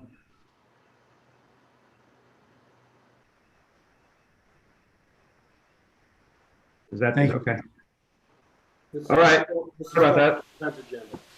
So we're doing AB 2102? No. Yes, from 102 off the consent agenda, yes. The other one was pretty interesting too. On January 28, 2019, under AB 19-005, the City of Snoqualmie and King County entered an agreement for the design of a record office revetment repair project. The revetment repair design agreement provides for the city to coordinate the engineering design, environmental review and permitting, construction, solicitation, and project management of the work. Additional work is needed to complete the revetment repair project, and Amendment Number 1 will provide for expand design services. The amendment adds $240,021 to the current design service agreement cost of $509,393.74 for a new project total of $749,414.74. To adopt Resolution 1561 approving and authorizing execution of Agreement Number 1 to the agreement between King County and the City of Snoqualmie for design of the record office revetment repair project and authorize the mayor to sign. Second. A motion and a second to approve Agenda Bill 2102 as stated by Councilmember Ross. Councilmember Sunwell, the rest of us just wanted to give you a chance to read the other one in its entirety prior to stopping you, but Councilmember Ross didn't let that happen. Thanks, Catherine. There just wasn't going to be a second. Yeah. Is there any member of the public that would like to speak to Agenda Bill 102 at this time? All right, just a second. If we could unmute Mr. Shield, please. And then Mr. Shield, you'll have 2 minutes to speak if you could. Thank you. Richard Shields, 6701 West Crestview Loop, Southeast. I noticed that matching up this agenda bill and the other agenda bill for authorizing the change to the design agreement, I see the amendment amount is the same, but it talks about the design service agreement cost and project total, that those numbers are different than they were for Agenda Bill 20-100. I'm assuming there's an explanation, it's just not obvious. Thank you. All right, thank you, Mr. Shield. Is there anyone else from the public that would like to speak at this time? Seeing no one else raise their hand. Council, I'll turn it to the chair of the committee first. I don't have anything to add to this. All right, thank you. Council, any questions or discussion? Councilmember Shepherd, you had your hand up early. Go ahead. Yes, so the reason that I pulled this off is because I'm concerned about what proportion of this is being used for the Riverwalk versus what proportion of this is being used for utilities. and I don't see the breakdown for that. And I'm concerned about our current budget situation. And this is spending more money toward an uncertain future budget year. So I think we need to pull in the reins on this. All right, thank you. Brian Kraus, could you speak to that? I mean, as I understand it, we just discussed in Agenda Bill 100 that the cost of this would be fully covered by the King County Flood Control District, would it not? That's correct. So it's not a strain on our budget whatsoever. That's correct. All right, thank you. And on Mr. Shields' question on the discrepancy between the two agenda bills, is there someone? Hey, Mayor, I want to just make sure you want to go down that path because we've talked about how we're here to listen to. Right. Here's the distinction. We're not in an open public. We're not opening for a dialogue and debate with the members of the public right now, but we do want to respond to input if it's pertinent and relevant to the discussion. And I think it's a fair piece of input that I want to be responsive to. So, but thank you. I was keeping that keenly in mind, Councilmember Sullivan. Brian, is there? Well, offhand, I'm not exactly sure what numbers are being referred to in this situation to be able to respond on the spot to that one. It's something that we can look at, and Jeff might have something more to add to that one. I do. Yeah, it's the Snoqualmie staff time is what that extra cost is. All right, thank you, Jeff. Is that Snoqualmie staff time being compensated by King County the flood district as well? Yes, it is. Okay, great. Councilmember Lassay and then Councilmember Mayhew. Well, I just wanted to point out for this agenda bill in particular and the previous two agenda bills that there have been some really good questions and very good discussion on these agenda bills. We just pointed out that some of those questions put our staff on the spot, and I believe that the appropriate time to ask those questions would have been during committee, considering that all council members have received these agenda packets prior to committee and could have provided questions and comments during committee, and subsequently not had to spend the last 20 minutes discussing items that were previously intended to be on consent. All right, thank you, Councilmember Lassay. Councilmember Mayhew. Yes, I agree with that comment, and we're just pointing, even if council members don't attend or look at some committee meeting information that when they're not on that committee. Certainly this information was put out as part of the full council agenda packet last week, and so there's time to for these sort of housekeeping questions to get asked and answered long before this. In any event, Mayor, I just wanted to make sure, I think I heard this clearly, but I just wanted to just confirm with staff that indeed the amounts here in this agenda bill match to the amounts in the other agenda bill. There's the discrepancy in some of the background information that I think Mr. Hanlon explained to us, but just to confirm clearly, these are we are increasing the expense authorization and the revenue side by the equal amount. So I just wanted to hear a confirmation of that. That's correct. Thank you.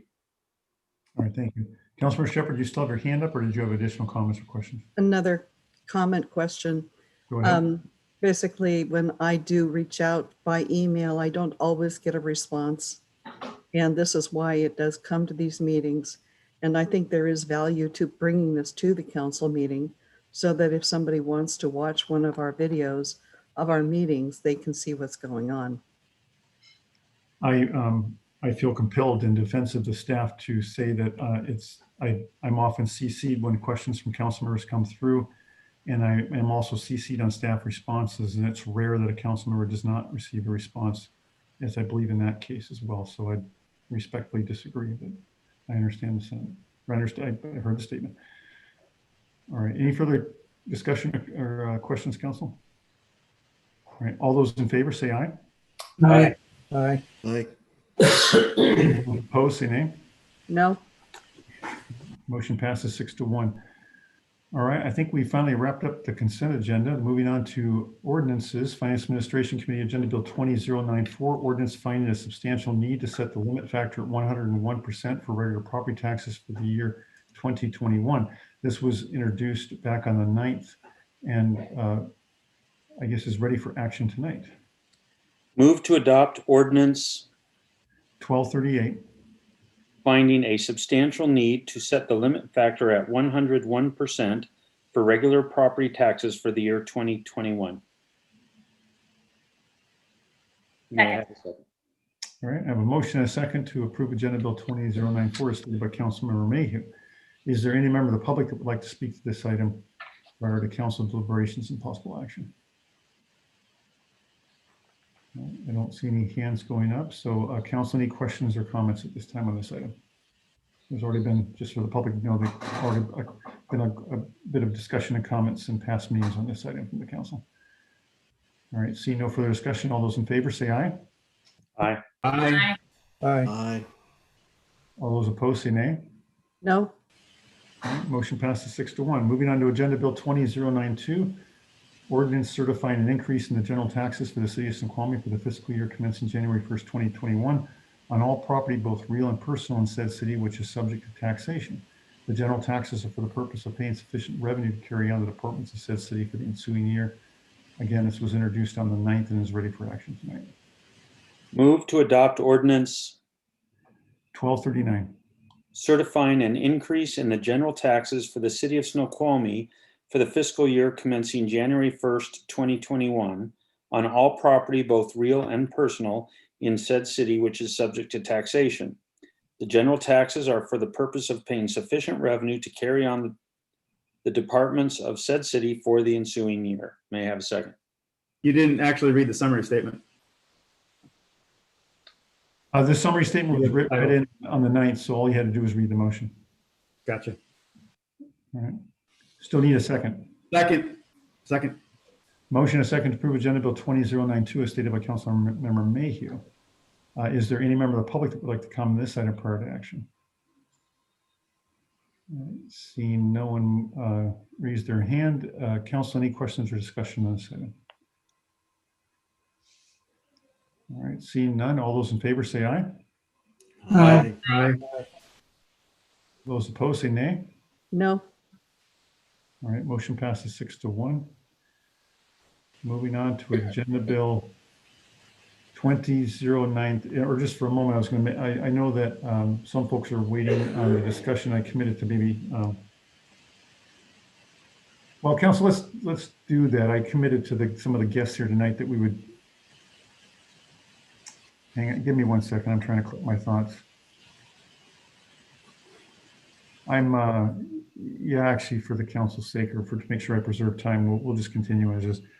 Sorry about that. I know I committed to some of the guests that we would try to move one of the items like on the library up a little earlier, but I think to make sure that I think we'll go through these items quickly, so we should get there, but I want to make sure in case one gets stalled that the council doesn't feel like the items that have been planned for some time were kind of upset by a last minute item and that through the schedule. So I just want to make sure I respect the council's time on that.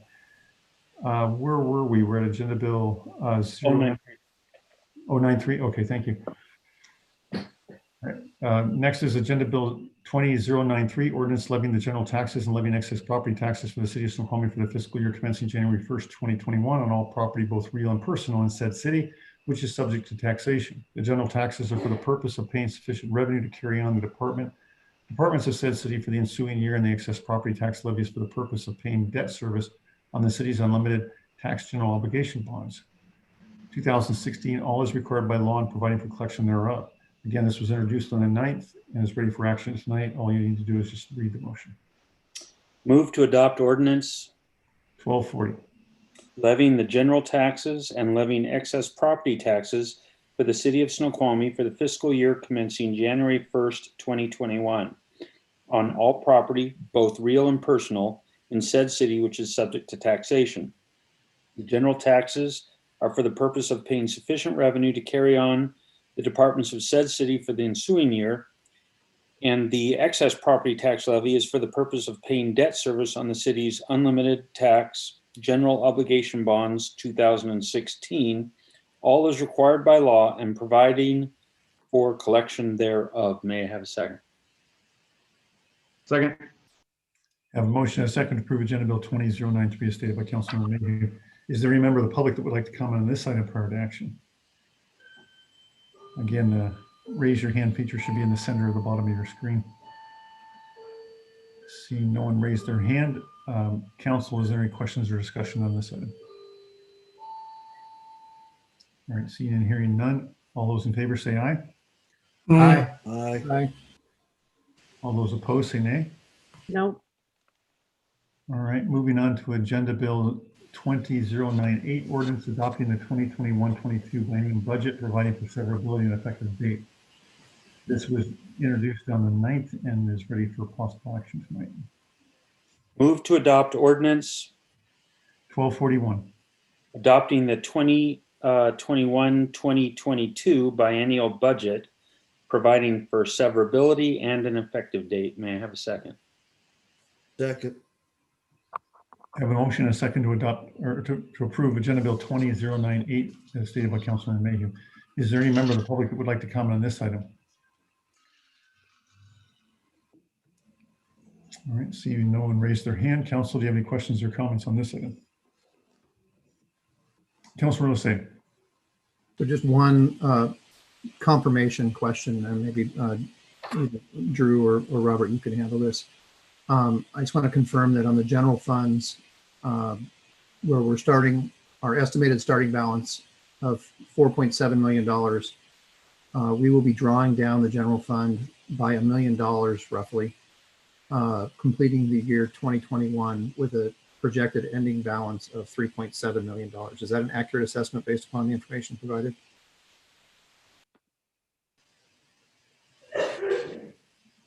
Robert or Drew?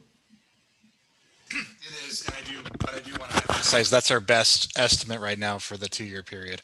You know, we're in a big uncertain era, so these numbers are subject to change. That's our best forecast at this point.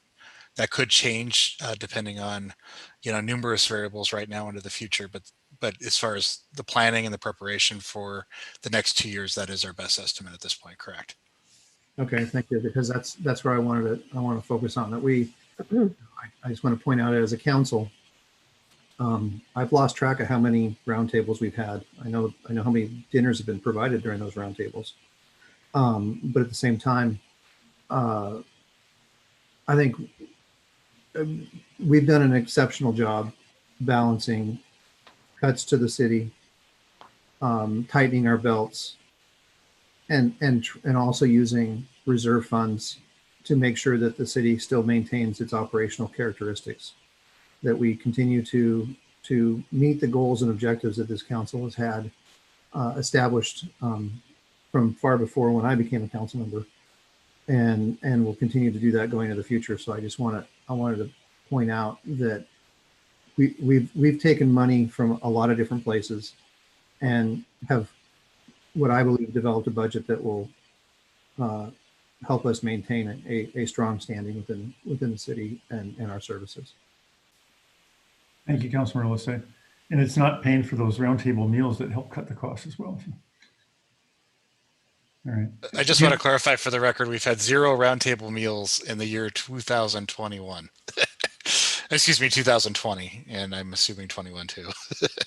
Well, given the number of roundtables we did this year, it would have been a big number on the meal cost. Great, thank you again. Any other comments or questions, council? All right, with that, then all those in favor say aye. Aye. Aye. Aye. Councilor, well, all those opposed say nay. No. All right, thank you. Motion passes 6-1. Councilor Ross, you had your hand up? I do. I think Finance Director Robert Hamoud and Drew Boutte and our Mayor Pro Tem Mayhew and others have done a nice job leading us through the budget process this whole year. And I'm very comfortable with our biennial budget and also all the other things we've worked on, including utilities and things like that. So nice job, everyone. Thank you, Councilmember Ross. That means a lot. I know that Drew and Robert in particular put in some long hours, a number of 60-hour weeks. And Councilmember Mayhew had a number of extracurricular meetings with the staff and myself working through these issues on behalf of the council. So I would echo those sentiments. Thank you. So Mayor, this is where you announce that we start the 2023-2024 budget discussions the first week of January. That's right. Well, we already announced we're going to start those utility discussions right away. So you're not going to get off the hook. Yeah. All right. All right. If there's no, I'm sorry, we did vote on that, correct? Yeah. All right. So moving on to Agenda Bill 2105, ordinance establishing rates for the city's combined utility for the years 21 to 20 through 26. Amending the Snoqualmie Municipal Code sections 13.08.010, 13.08.090, 13.10.050, 13.12.010, and providing for severability and effective date. This is only for introduction tonight, so you only read the summary statement. Please do not read the motion, and we'll be ready for action at our next meeting on December 14th. In June of 2020, the City of Snoqualmie Council approved an agreement with Financial Consulting Solutions, FCS Group, to conduct a utility rate study for the city's combined utility. The intent of this study was to establish the rates and charges necessary to maintain and carry out combined utility operations, as well as support the repair, replacement, and improvement of combined utility capital assets. Since June, FCS Group, in collaboration with the administration and after delivering several presentations to City Council, have estimated the rates and charges necessary for a 6-year period as incorporated into the ordinance to fulfill the intent of the study. All right, thank you, Councilor Mayhew. So again, this is isn't for action until our next council meeting, the 14th of December. However, any questions or comments at this time, of course, for those who joined late, that the council did have an opportunity to spend at least 45 minutes in a roundtable before this, going into this item in detail. Are there any members of the public that would like to comment on this item prior to possible future action? All right, seeing none, I'll open it to questions, comments from the council. Councilor Shepherd.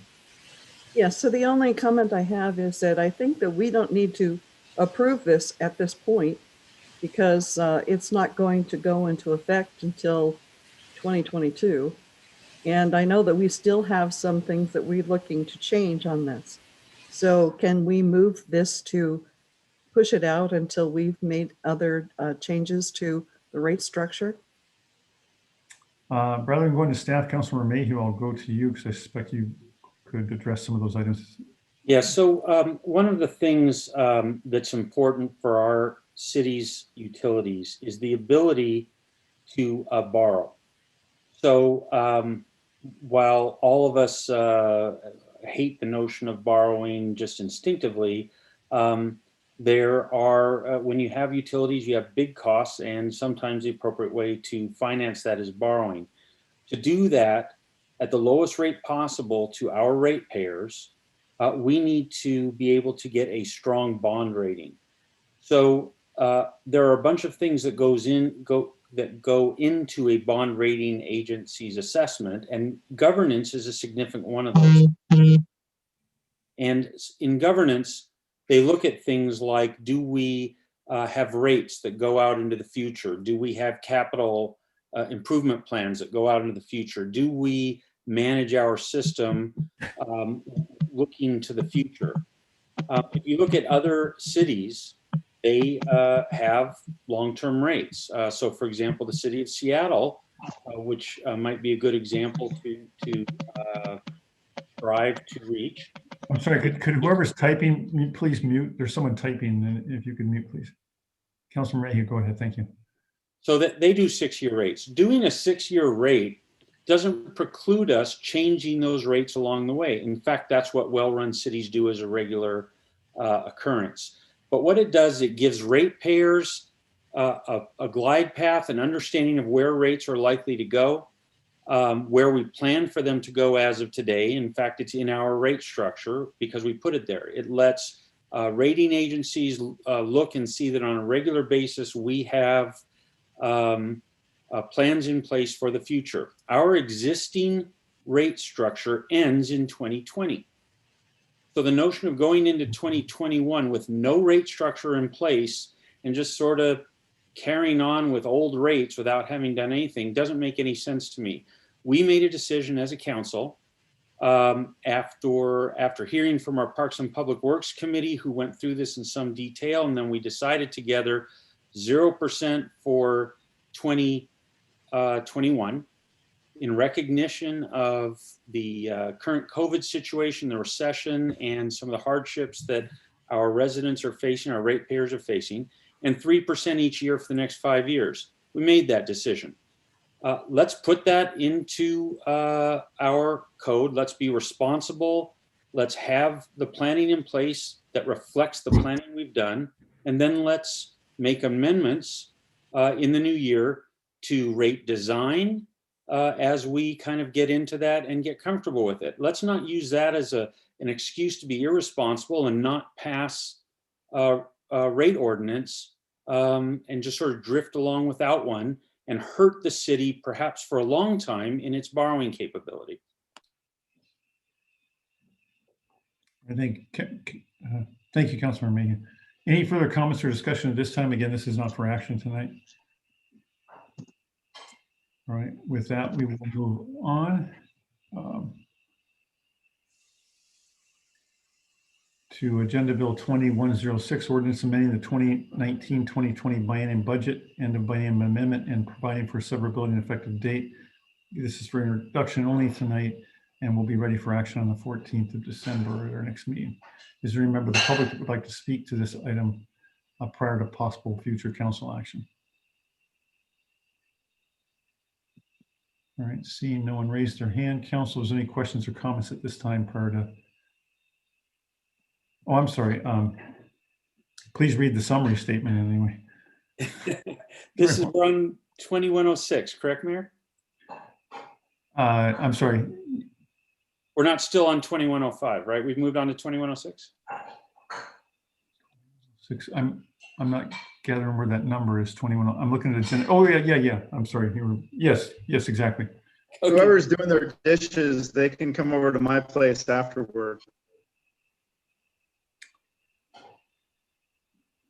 The intent of this ordinance is to amend the 2019-2020 biennial budget to appropriate funds for items not foreseen or corrected for in ordinances 1210, 1213, 1220, 1221, 1222, 1224, and 1228.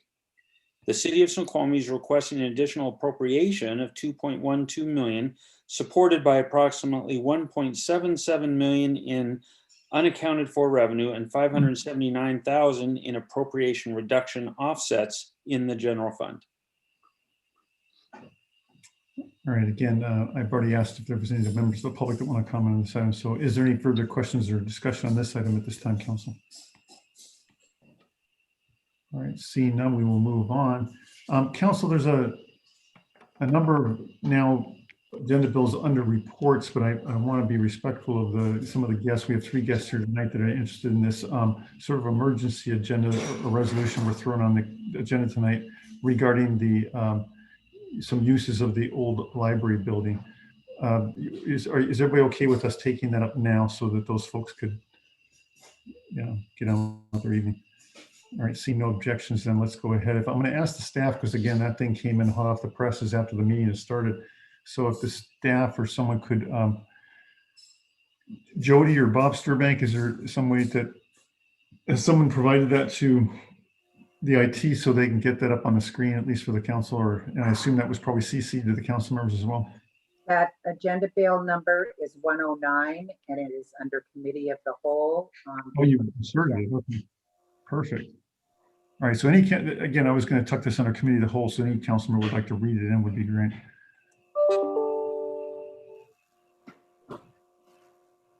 Sorry, Mayor, you're ready for this to be read in? Exactly. Go ahead, please. Yeah. Move. We don't need a summary statement, Mayor? Well, I don't know what that means. It says, well, I guess the summary, yeah, again, this was kind of rushed. It's amazing Bob finished this before the meeting. There isn't a summary statement that had time to really written the resolution. When we get into deliberations, Bob can go through a brief description or summary of the resolution. Move to adopt a resolution of the City Council of the City of Snoqualmie, Washington, determining certain real property to be surplus and authorizing the mayor to execute a building lease with Snoqualmie Valley Shelter Services for a portion of the former Snoqualmie Library building adjacent to the Snoqualmie City Hall. May I have a second? And I believe Councilmember Ross seconded. Motion a second. Is there any member of the public who would like to speak to this item prior to action? I understand that members of the public didn't get the benefit of seeing this on the agenda beforehand, so you'll have opportunity for public comment. In fact, for that reason, I will, let's do this. I'm going to push public comment off to the end of the council discussion for that reason, at least so people, members of the public, can become familiar with it. So with that, council, let's, Bob Sturbank, do you want, let me cue it up with just a description here. I can add a little more to it, but Bob. I'm go ahead. not anxious to enter into debate with members of the public regarding something. Perhaps they could go after the staff report and discussion, but before council. Okay, that's fair enough. Yeah, we could give a description of it, then they could comment. Then we keep it in the same order. Sure, that makes sense. I'll do that. Thank you. Bob Sturbank, did you want to jump in on this, or do you want me to introduce it? Why don't you go ahead, Mayor, and I will change the details from the resolution. Okay, Council, as you know, the Snoqualmie Valley Shelter Services has received some significant grants recently to do some facility improvements or purchases to tend more, just to do more to stabilize the resources for homelessness, homeless housing and whatnot, or homeless services and whatnot in the valley here, again, for the local population. And we worked with them. We spent several months with them, thinking that one of the ideal locations for doing some of those improvements would have been at the old Leisure Time Resort property up by the interchange or by the hospital. The hospital owns that. We did solicit support from the hospital board. As you know, that was an old campground, and it was a kind of ideal, we think, because it's somewhat isolated from neighborhoods, but still in close proximity to public transportation and other city resources. And it was with the old campground, it had a shower and restroom facilities there and campsites that had utility hookups and so forth. Suffice it to say that just ran into a number of bureaucratic issues with the county on allowable uses and the condition of the current water well or the pumps and the lines that have been used in many years and so forth. That would have probably taken months to resolve. The money from the CARES funds that comes to that had to be spent by the end of the year, and it became clear that it was becoming impractical. I mentioned all that only because precious time was consumed in looking at some of those other options. The Snoqualmie Valley Shelter Services also wants to invest in retrofitting or remodeling the Legion Hall, working with the American Legion folks, and putting like shower and laundry facilities into that space and do improvements there. What they were struggling with, though, given some limitations in that building, was to try to carve out a space that was is much needed for sort of confidential and intimate meetings with one-on-one with someone struggling with homelessness or teetering on the brink of maybe slipping into homelessness, a place to sort of lock a door, go in and assess, do a needs assessment to determine what services, whether it's substance abuse treatment services or mental health issues, or just help with a rent, get them back on their feet, or a job interviews and resume writing, that sort of thing. But again, done in a confidential setting. So they approached us. We have had many conversations with the scouting programs and the youth programs that use the library building about maybe doing some other shelter services there, but concluded that there were too many uncomfortable conflicts. However, in this case, this would be, or could the staff please open the letter dated 11/23/2020 Old Library asked the Snoqualmie Council, and then scroll once you open it up to the last page, please. So here you see is the layout of the library building. On the right side in the center is the main entrance into the building. The bottom half of the building is a big open room, sort of a meeting room that used to be where all the books were for the library. In the upper left corner is the multi-purpose room that's used for limited meetings or storage for a lot of the scouting programs, equipment and stuff like that. Up in the upper right-hand corner is a work room where the old library folks used to have. There's a bunch of countertops and cabinets in there and a little sink and kitchenette. It's basically where the library staff that was where they sort of worked out of administratively, a little administrative space. That space is the one space with all the different organizations that come in and out of that building that is highly underutilized. It's not a space that lends itself to many groups. However, the Snoqualmie Valley Shelter Services said that would be ideal for this confidential space that they need. You can see in the upper hand where it says keyless entry system, although that might just be a custom key, not keyless. It has a separate entrance from the exterior of the building. They would just look to add on the lower part of that same workroom, a doorway that could be locked from the interior that would allow them to basically separate that space from the rest of the building.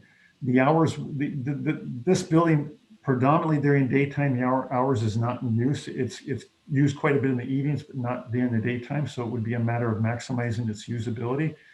And the hours would be like 8 in the morning to 5 in the evenings. It would only be by appointment only. There would only be like one, at most 2 or 3 if it's a family, individuals coming over for consultation services to do that. And again, then they would leave after their appointment. So it's not a homeless shelter by any means, nor would it ever be. It's specifically for that very specific purpose to allow for some privacy and confidentiality for folks in very close proximity to the Legion Hall right across the street to be able to walk over and avail themselves of that services and for the staff, and then from there. But in my mind, as we're facing, we have in the 2021 budget $87,000 set aside to seal this building up. I hazard to say it would probably cost $30,000 to tear it down if that was one option to do it. So the cost differential is about $57,000 in the delta. And the question is it worth a $57,000 investment to seal up this building and protect it and extend its use for another 10, 15 years or more? And as in terms of one-time capital investment, it's a rather nominal investment to keep this as what I think is a very high value for a community serving youth. And the more organizations we can fit in a puzzle piece here, the higher that value is. And that I feel it's our obligation to maximize that value for the taxpayers if we're going to hold on to this building for the time being. So that's the proposal before you. The urgency on this, again, was because of the other avenues we were pursuing that fell through, or that the shelter was falling through, has kind of left this really pinched to try and resolve this at the end of the year. As you can see, the modifications here are not extensive, so it's still possible to perhaps get this done by the end of the year. That challenge will be on the shelter services to accomplish. We'll of course work with them as best we can. And it'll also be on their dime with the grant monies they receive, no cost to the city. And we'll work out any coordination issues. They've already said, like, if the youth programs had a special event where they're out on an activity and preparing for it during the day, they would try to accommodate that as much as possible. But we think that there's enough segregation here that even if such two activities were taking place in there would not be much interference with one or the other. And so recommend supporting this option. With that said, Bob Surbank did a yeoman's job quickly scrambling and trying to identify some challenges here. There are a number, and I guess I'll toss it to him to maybe speak to some of those challenges that have to be resolved. What we're looking for tonight is just a general commitment and recommendation of the council. Yes, we support this direction. And then there's a number of hairballs that we have to cough up and resolve between now and at least we have a fifth Monday month this month to perhaps bring it back to the Parks Public Works Committee and then to the next council meeting for some final action on a lease. But we can't wait for direction until that time. Obviously, there are 2 weeks left in the year, would not allow the shelter services to do anything at that point. So with that, Bob, do you want to add anything in terms of some of the, describe the resolution? And sure. Thank you, Mayor. And being mindful of the calendar and particularly the limitation on their expenditure, this resolution is more than just a high-level approval, but would in fact approve and authorize the mayor to negotiate the final details of a lease with Snoqualmie Valley Shelter Services and execute it in order to allow them to get moving and spend the funds on the improvements if we can work out the details. There is a statute that was adopted in 2018 as part of the legislature's efforts to facilitate more affordable housing and related services, which would include what Snoqualmie Valley Shelter Services does in the way of housing those experiencing homelessness and trying to connect them with permanent housing. And that statute allows public entities like the city to transfer, lease, or otherwise dispose of real property that on mutually agreeable terms for affordable housing and related purposes, and the mutually agreeable terms can include transfer or lease for no monetary consideration. So the resolution in front of you would authorize the mayor to enter into just such a lease for the purposes and limited to the details of the program that are laid out in that letter, and including these limited improvements that the mayor described and that are shown on your screen right now. They're attached to that letter. For a term of up to 3 years with potentially 2 one-year extensions if mutually agreed to by the city.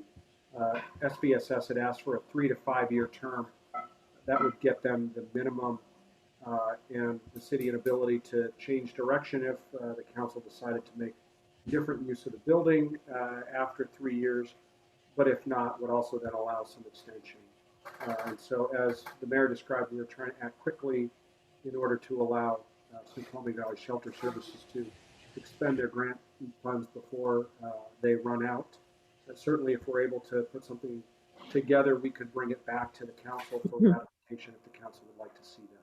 But in brief, that's what the resolution does. There are just 2 sections of the operative sections of the resolution on pages 3 and 4 that determine that the building is surplus. I suspect if I went back far enough in time, I would find that a prior iteration of the council has already determined it surplus. And then B, that authorizes the mayor to lease for no monetary consideration on the three-year term as I described, and subject to other compliance with other legal requirements, which we still have to work out, which could include building permit, not clear yet whether that's needed for these relatively limited improvements, any zoning considerations, prevailing wage, public works requirements, and so on. So that's all laid out in section 2 of the resolution. And I'm happy to take any questions or speak to anything more.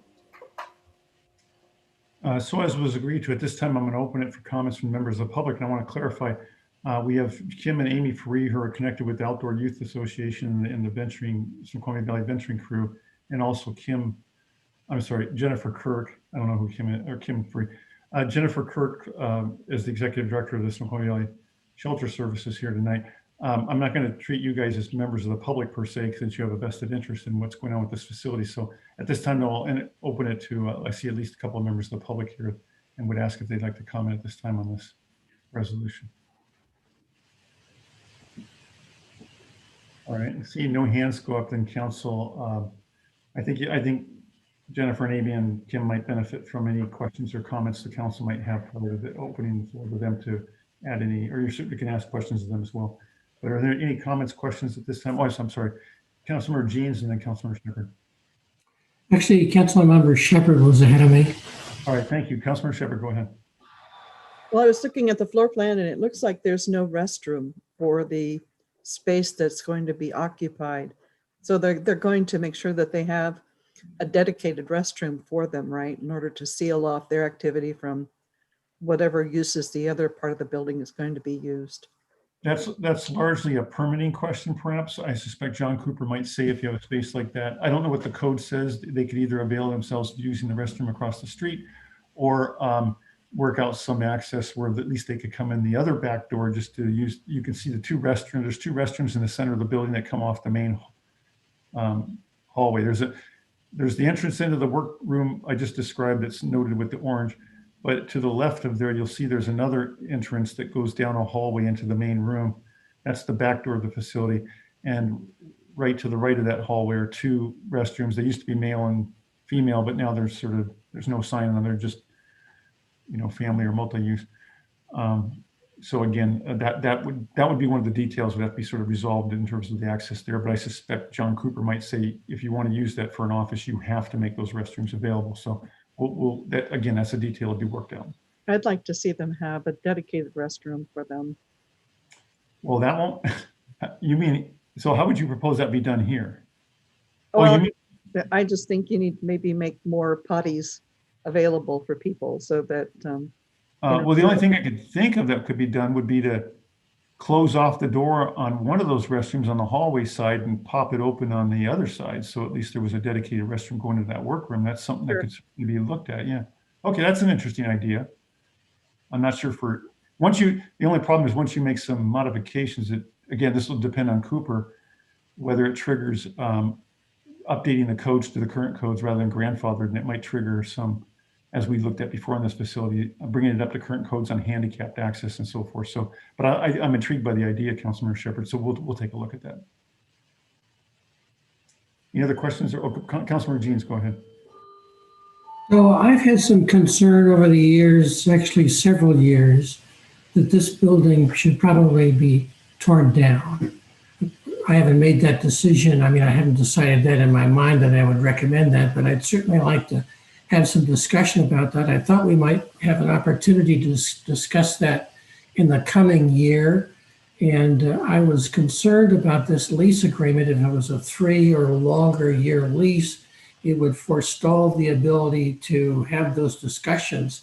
But the way Bob Sturbank explained the renewable 1-year leases, it would give us the opportunity to have that discussion sooner rather than later. And because of that, I feel that it is less of a problem. I guess I could support it, although in my mind, since this group needs a private place to talk, it seems to me there are other options, some downtown, some not downtown, some city properties and some private properties that people might step up.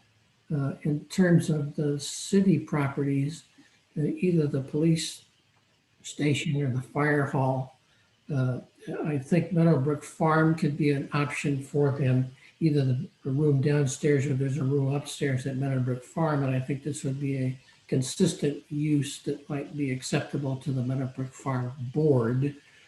And on the private side, I think the Northwest Railway Museum downtown has a space that might be good for people to meet privately, and or the Church on the Ridge's new building will probably have some spaces, and this would be consistent with their commitment to serve the community, that they would be receptive to hearing something and would provide space at no cost. And those are the kinds of things that would not require any retrofitting money. So those are my thoughts. All right, thank you. Councilmember Summerall and then Councilmember Holloway. Yeah, when we talked about this earlier, I hadn't really considered the topic of, we've sort of talked about this in the 4 or 5 years I've been on council off and on again about the sustainability of that building. I am hesitant to put $70,000 or $80,000 in that building if we're going to determine that it's not worth keeping up. That said, my understanding is basically, to summarize this, is for any of this to work and to make this work for other groups that use it, we need to spend that money to sort of short up, refurb it, whatever you want to call it. And then in addition to that, this group would come in, pay whatever additional build out costs were associated with the section they wanted to use. Am I understanding that correctly? That's correct. We're not proposing to put a nickel into the interior. Any groups using it would be, we'd look for them to invest some, labor or dollars investments there. I guess my hesitancy, Mayor, is I feel like since it's been so long since we talked about the viability of this building long term, I know we're up against deadlines and things, but I sure would like to have a little more certainty around, being able to get 10 or 20 more years out of this building than not.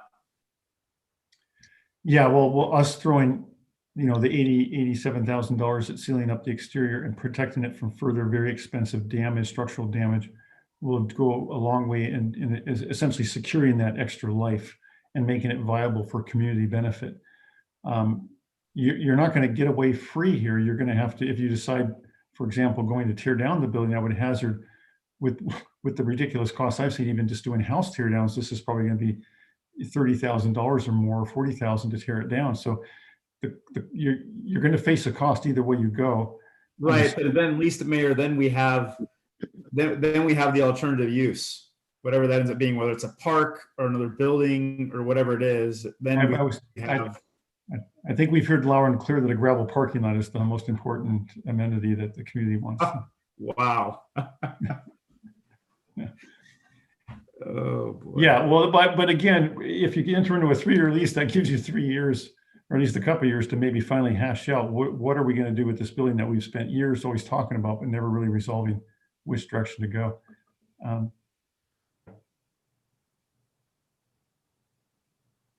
Councilmember Holloway, you're muted.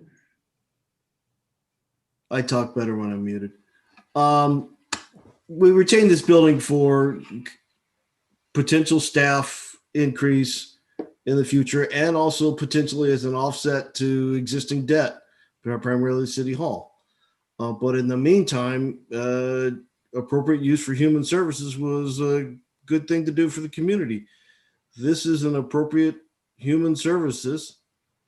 It due to the nature and the nature of the two services going on in there now, they do need to be separated, and this provides a plan under which to do that, both chronologically and physically.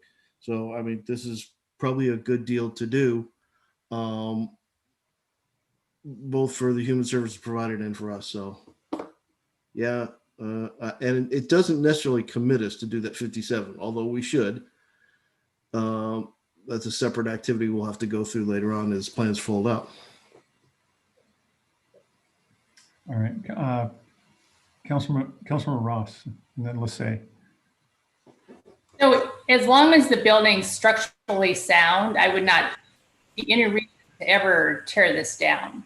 It can be a building that can be used for community purposes. And it seems like we already are, where we're allowing, we have youth, serves the youth. We have scouting programs that are using it. And it can also provide a space for other residents, especially those that are in need, such as on the verge of homeless or are homeless. And, right now during COVID, there's a large unemployment right now and hardships, and people just trying to afford basics such as food and shelter. And I think having a space where someone can confidentially talk to the counselors is necessary. And so I think this would be a great space for that it can be shared among SVSS and also scouting programs and others. Okay. Councilor Lissay, did you had your hand up and then you took it down? Oh, that was not supposed to do that. That was on accident. My hand's supposed to be up. Okay. I just wanted to point out, and this is something that the mayor and I talked about earlier, is that we do need to protect the building and make sure that it does maintain its viability. Councilmember Ross accurately pointed out that if it is structurally sound, we should keep it that way. The way to keep it that way is to make sure that it is sealed up and we do expend some dollars to do that.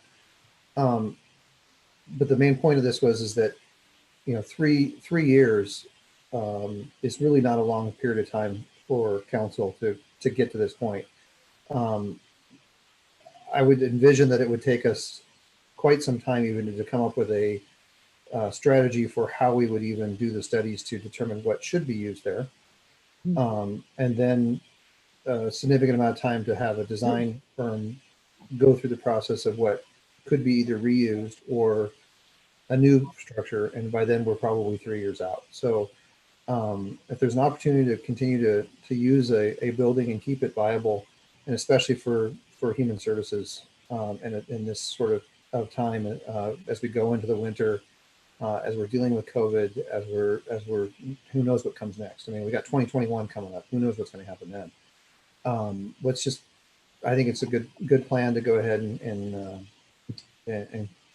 move forward with it. All right, thank you, Council. Councilor Mayhew, go ahead.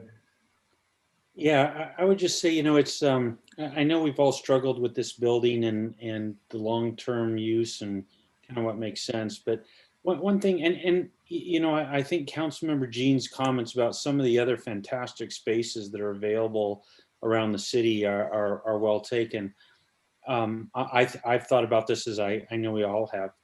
The thing that I think is really unique about this building is how the folks that are currently using it use it, and the fact that how the venturing program works, how the folks that are in there use that is really in a way that there isn't another facility that meets all of those needs. There's a reason that building is particularly useful to them and why they continue to use it. So I'm really mindful of that. It's still in use. It's, there is this question of, how long do we really want it to last another 10 years? How much will we put in? I think we can look at that, but it's usable right now. It's being used right now in a very unique way as compared to other spaces that are available. So I think providing for that in our community is a big part of what we try and do, just like we provide parks, just like we provide a community center. And then on the social services side, this is a very unique use because of its location. So we can think about other spaces that just won't fit the bill because of the location. So this seems to me like a fantastic use of a facility. Let's go ahead and do this. I don't think we're really making a 10 or 15 year commitment. Yeah, that's nagging at all of us at the back of our mind, but here's a use that can be put to right now, a short 3-year lease, with some extensions. And I'd say if we can make that decision together, my view is this is a pretty straightforward deal. The policy decision is, are we going to let them use it or not? And are we committing to that? Once we make that policy decision, let's just let the mayor and staff go negotiate it from here. I don't think we need our fingers in the pot of which color glass or which size of glass or, which company or, some of the details. I think for something this small, let's just let them do it if we're willing to. I think we ought to do this. This will make a big difference, and it doesn't cost us anything right now to do that. Let's do it. Councilmember Holloway. Well, and I just want to partially mention that you have a nexus of services here. You have the church across the street, which is providing shelter. You have the Legionnaire, which is providing day service, showers, cleanliness. And then you would have this for private counseling and everything else. Be aware that the community this is servicing is often transportation challenged. And we wouldn't want to set them up to have to run all over the city to get services. So location is important here for this type of service. Yeah. All right, Council, this time I'm going Mayor, I had one more question. Go ahead. Yeah, I just noted that you have Mr. Faree on. I'm not sure if you had any plan for him to comment or just in case we had a question for him, but I just want to make sure there wasn't any comment we needed there. You offered me my segue. That's exactly where I was going. I was going to offer an opportunity for the Farees or for Jennifer Kirk to speak at this time. I think Jennifer, I'm sure she has something to say. We'll let her go first. I think Jennifer will speak after that. Jennifer, did you want to add anything or? I don't necessarily need to add anything. I just wanted to thank you for your time tonight. I think we were trying to get creative in a way to kind of find a good fit for both parties, really respecting what Kim and Amy are doing with that building and with our youth, and making sure that we have kind of that separate entrance and daytime hours and no drop-in center, things like that. As Brian had said, that we really are kind of in this area of downtown Snoqualmie, and I appreciate everybody being sensitive to the lack of transportation for our folks, and just the commitment that it would take for some of our folks to kind of reach those services outside of downtown Snoqualmie, but also understand the impact that it does have, and always trying to be sensitive to that. So I just thank you for your time. Thank you, Jennifer. Kim, go ahead. Amy, I think you wanted to speak. Yeah. Hi there. I'm Amy Faree. I'm the committee chair of the Snoqualmie Valley Venturing Crew. We've been meeting at the old library building for about 12 years, providing a safe spot for teens to come. Many of them hoping to set them up so that they don't end up using the shelter services that are provided. To be clear, this isn't an attempt to undermine what the shelter services are doing. Obviously, we all know that this is well needed. But the rush for the request of a 3 to 5 year commitment at the library is at the cost of other youth organizations that I don't feel are accurately represented at this call. I went back and looked at our shared library document, or our shared calendar document that we use to schedule the building. And there are probably 7 to 10 different organizations outside of the Venturing Crew alone that have not been even made aware that this conversation is happening. One of them happens to be a Girl Scout troop that meets at 3 o'clock on Friday afternoons. These are all pre-pandemic dates. Encompass is listed every Wednesday at 10 a.m. And I just don't think that these people have had a chance to come bring their opinion forward. And I'd ask that the shelter services 3 to 5 year request be delayed till further fact finding and more community input could be heard. Kim, did you want to add anything to that? Well, of course. So my name is Kim Ferry. I'm the president and founder of the Outreach Association, along with my wife, Anita, and my two daughters, Amy and Emily, who grew up in this, are born into it. Now they're in their late 20s and early 30s, helping us run the program. We started the program in 1986 right there at the City Hall. In fact, it wasn't City Hall, it was the Snoqualmie Fire Station. And our goal was to create an organization, a legal organization that could charter youth mentoring programs, and specifically it was a scouting programs. We started with Explore Post 115, which became Venturing 115. Went on to start a Boy Scout Troop 115, Cub Scout Pack 115, and now we have an all-girl BSA Troop 115. So we've got a long history of executive leadership and mentoring youth in the community. And one thing we've always struggled with is our ability to house them. We were kind of a gypsy program for a while, hopping from one place to another. When they tore down the fire hall, we went to the bus barn. When they tore that down, we went to the Yak building, the old Yak building in North Bend. It got condemned for the sewage spill. And we went to the mayor of Snoqualmie, Mayor Larson, the new mayor of Snoqualmie, which was 12 years ago. And he helped us occupy the, what is now, we still call to this day, the old library building. And we so badly want to get that name changed. So Matt Larson, or Mr. Larson, or Mayor Larson said, as long as you can keep that building full of youth programs, you can use that building. And his goal was for us to keep it full of good quality youth mentoring programs, to show the city and the community that that building is viable as a youth program.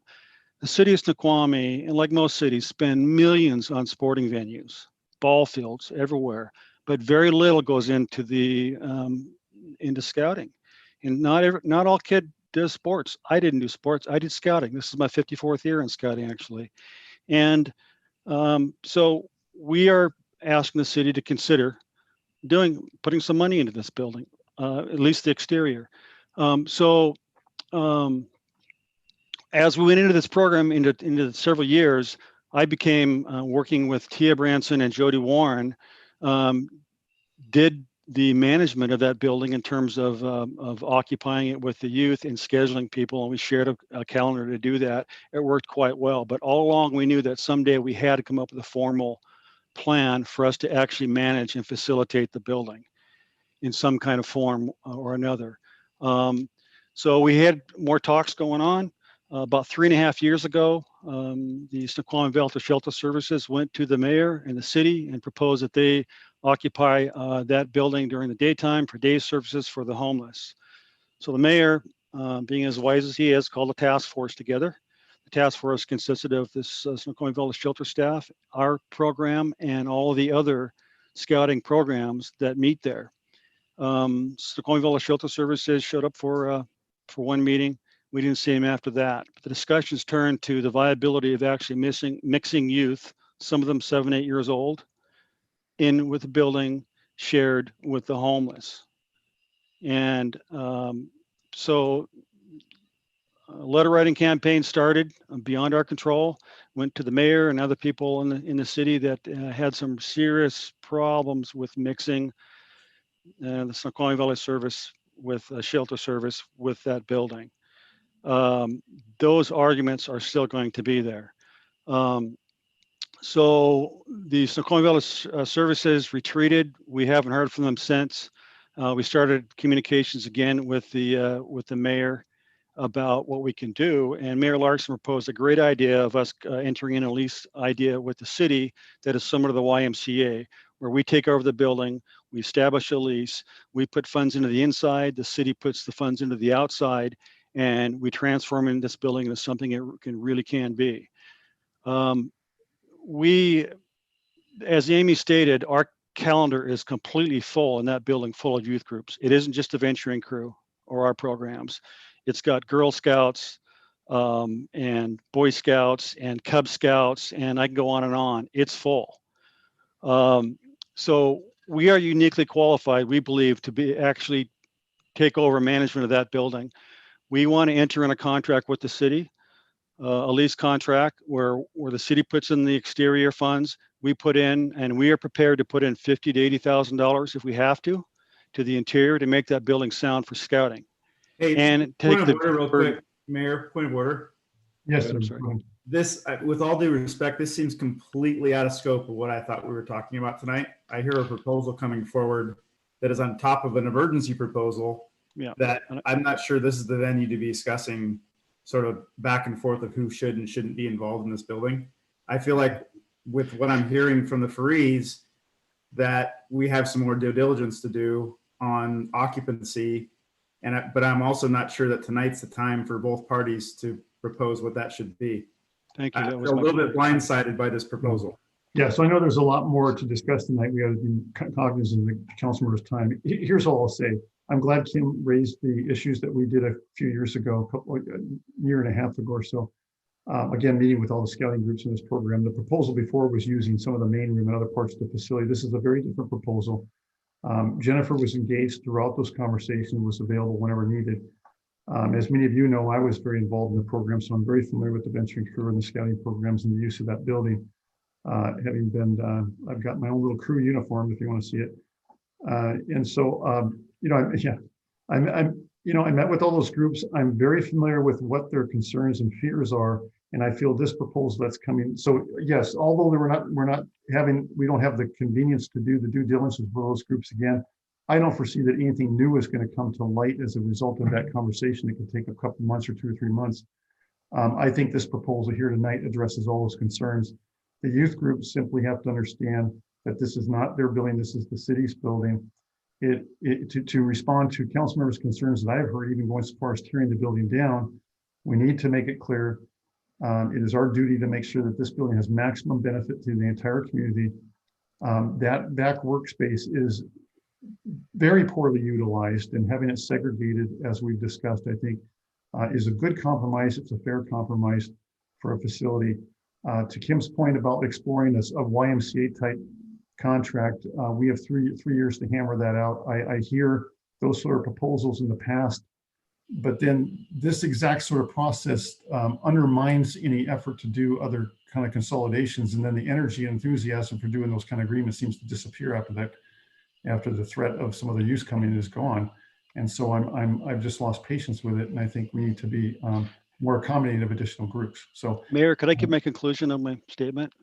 Well, I hope there's a thank you in there too somewhere, but go ahead. I just want to say that the point I was trying to get to is that we are not here tonight to give you our formal proposal. We're here to tell you that our proposal was in discussion right up to the day the pandemic hit, when I met with Matt and Rick to talk about it. And then we were told, you got to get out of the building because of the pandemic. The services came in and we were completely okay with that. That's a great thing to use that for during the pandemic. But we assumed that when the pandemic was done, we'd come right back in negotiations to talk about. So what I'm asking of the city council is please table this until we have the opportunity to submit our plan. And it may very well include the Snoqualmie Valley Shelter Services in it. But as you know, our Christmas tree lot is underway here in a couple of days. We're extremely busy with that. We need some time to prepare our proposal. And I'm sorry that their deadline is December 31st for the CARES program, which I don't know what that has to do with 3 to 5 years. The CARES program is for the pandemic, which is going to come to an end soon, we hope. So that's all I'm asking is that the council would consider tabling this until sometime perhaps next month or the month after. Yeah. And the COVID pandemic, frankly, provided an ideal opportunity to continue negotiations during that time when things were kind of on a standstill. So again, I stand by my recommendation, council, and I'll toss it to Councilmember Holloway or Shepherd to make some final comments. Again, we'll have to sort of try to wrap things up. Councilmember Holloway? Councilmember Holloway, you're muted.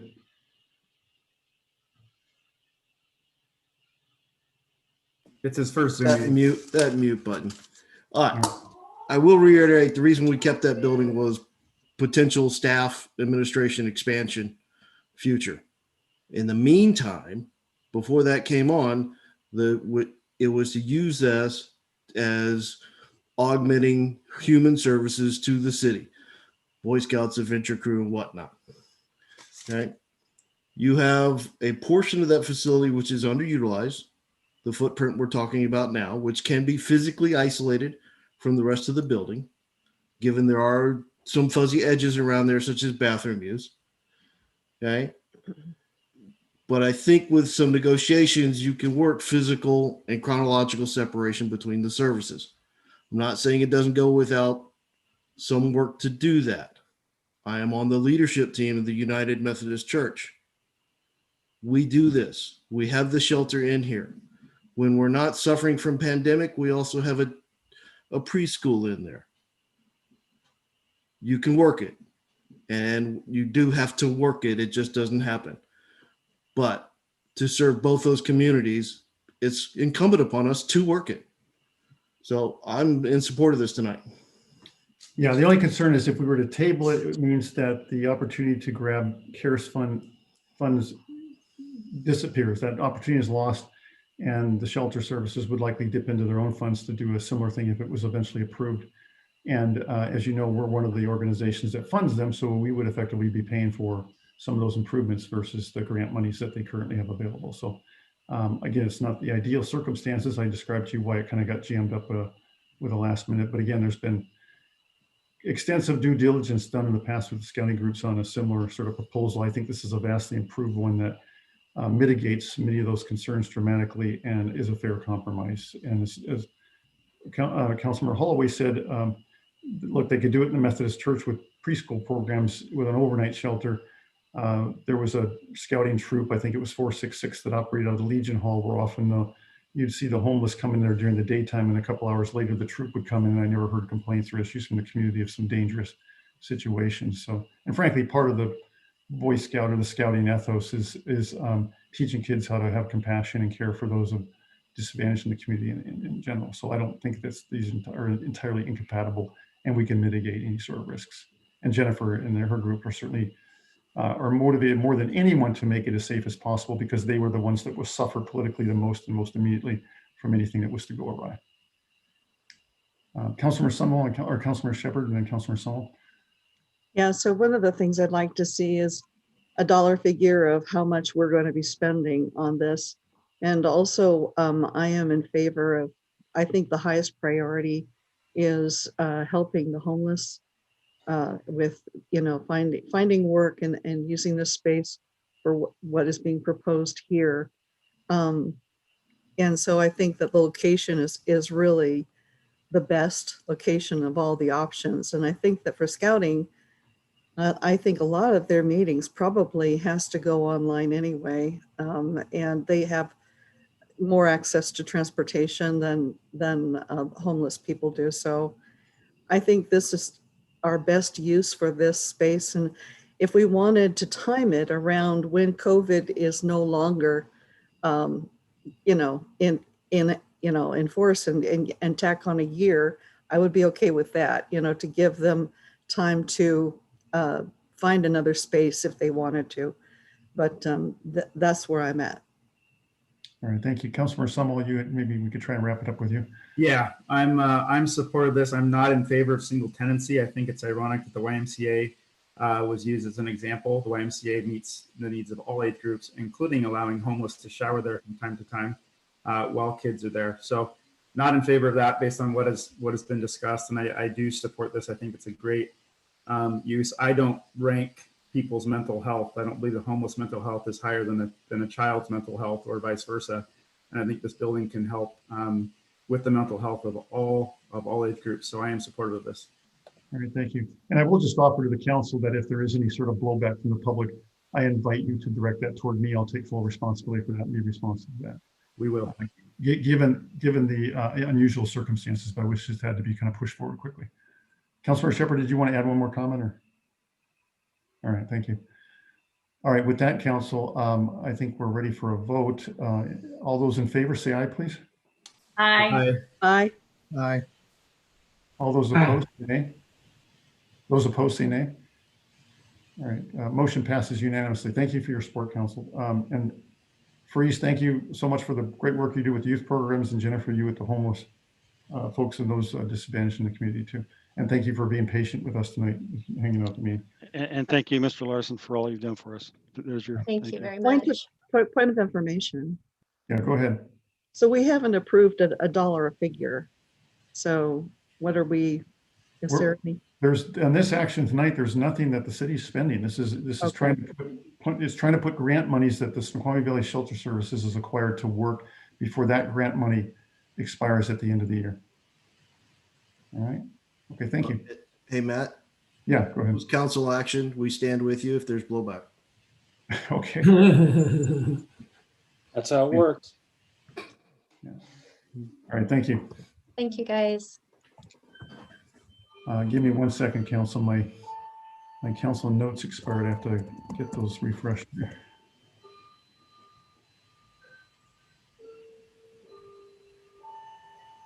Okay, just about there. Now, I think we were just about to start reports. Correct me if I'm wrong. All right, Parks and Public Works Committee Agenda Bill 20099, Amendment Number 2 to Agreement for Consultant Services with RH2 for the lift station improvements for additional construction management permitting the SCADA and equipment modifications design services. The amendment lift station 2020 with RH2 engineering amendment number 2 includes construction management services for the lift station 2 improvements to be completed in 2020. Staff initially planned to perform CM services in-house, but are not able because of staff shortages. Additionally, lift station 1 force main requires additional permitting activities as directed by the city and state agencies, thus could not advance on the same timeline as LS2, lift station 2 construction effort. With lift station 1 force main improvements on a separate project, now additional effort is required to prepare specifications and provide services during bidding. Amendment 2 includes other needed improvements for SCADA and equipment modifications. This amendment will add $89,500 to the contract value for a new total of $305,126. Move to approve Amendment 2 to agreement for consultant services with RH2 for the lift station improvements for additional construction management, permitting, SCADA, and equipment modifications, design services, and authorize the mayor to sign. Second. All right, motion and a second to approve Agenda Bill 20099 as stated by Councilmember Sunwell. Is there any member of the public that would like to comment on this item prior to possible action? All right, seeing no one's hand raised. Council, any discussion or questions, or chair of the committee? I'll just jump in and say we talked about this at a fair amount of length on last Tuesday, and basically, as this seems like a much better summary statement, by the way. There's just a lot of changes have happened: separation of projects, timelines getting pushed, and additional permits being required. That is at the heart of this $89,500 increase. All right, thank you. Any other questions, comments, council? Just one. So the comment of staff is not able to do this. We didn't fill certain positions and took credit for those positions. But if it is going to result in a lot of amendments to contracts, we may need to look at how we balance the load to really retain that money we pulled out to get us through this bad spot. But that's my only other comment. All right, thank you. Anyone else? All right, all those in favor say aye. Aye. Aye. Those opposed say nay. No. All right, moving on to Agenda Bill, motion passes 6-1. Moving on to Agenda Bill 2108, Resolution 1564, approving a vehicle parking plan for a portion of State Route 202 Southeast King Street in historic downtown Snoqualmie. I don't remember this being at our meeting on Tuesday. Oh, I'm sorry. This is kind of another emergency one. Put this on me that we realized we needed to rush forward here. Again, this is a product of the recent shutdown that the governor ordered and us wanting to be responsive to carving out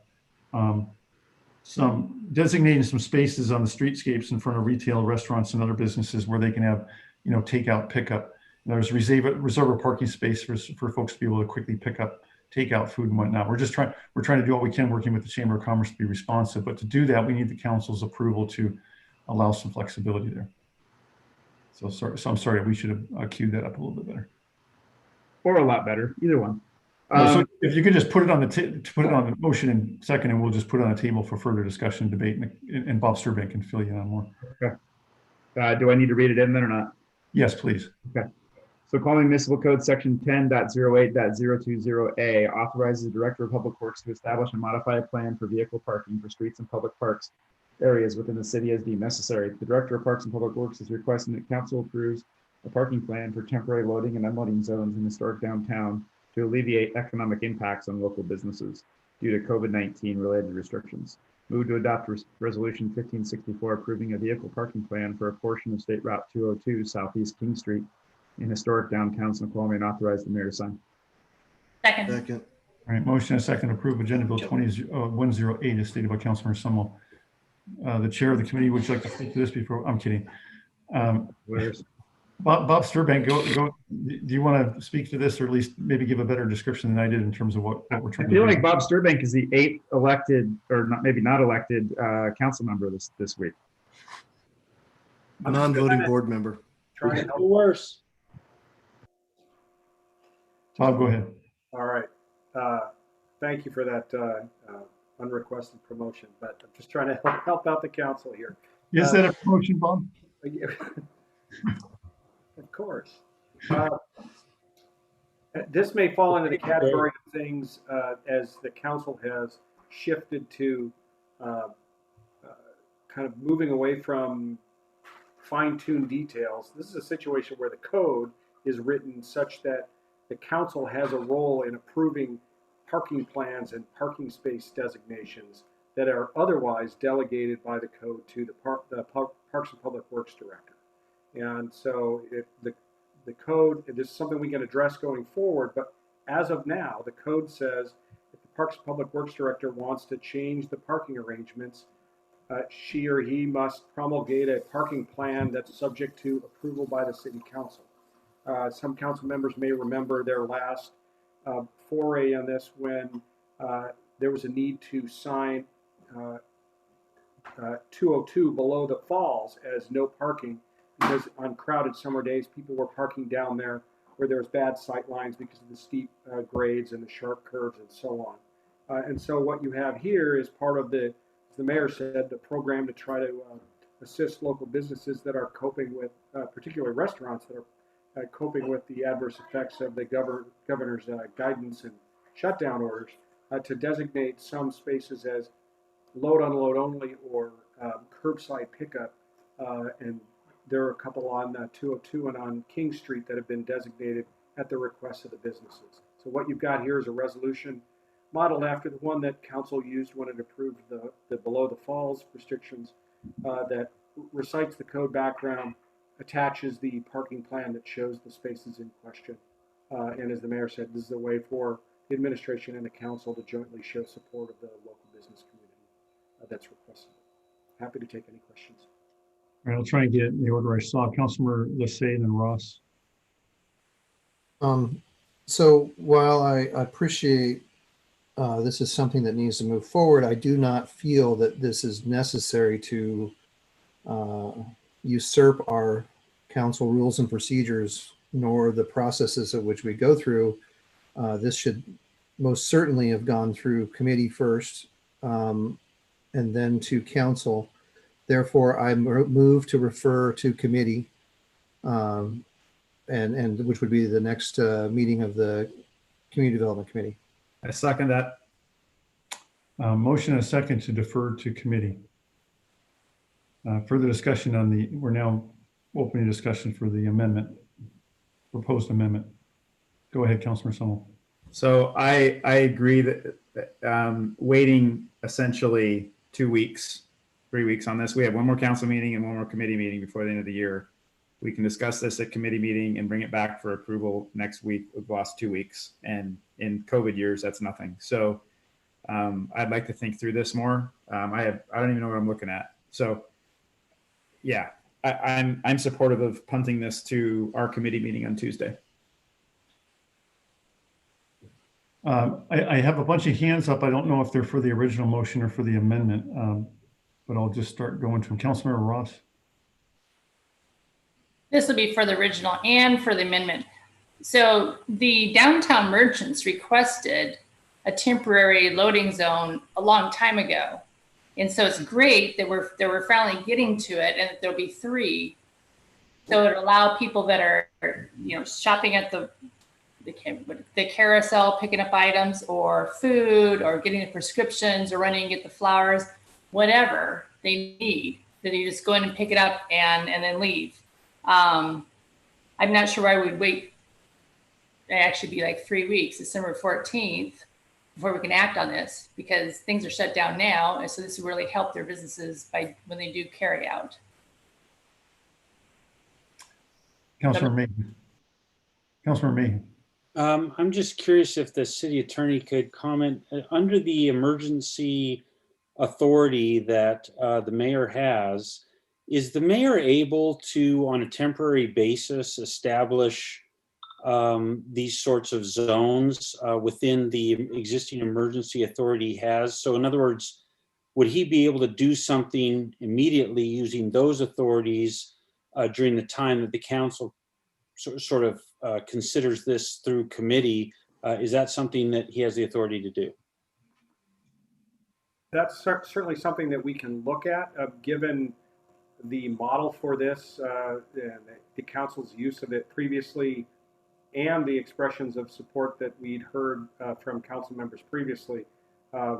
We just thought this was a good opportunity for joint mayoral and council action and brought it to you on an expedited basis. I guess if we wind up there with a 3-week delay, I'll certainly consult with the mayor about whether that's an option and whether it's something he'd like to do rather than waiting for council. Councilor Mayhew, I think you're right on point.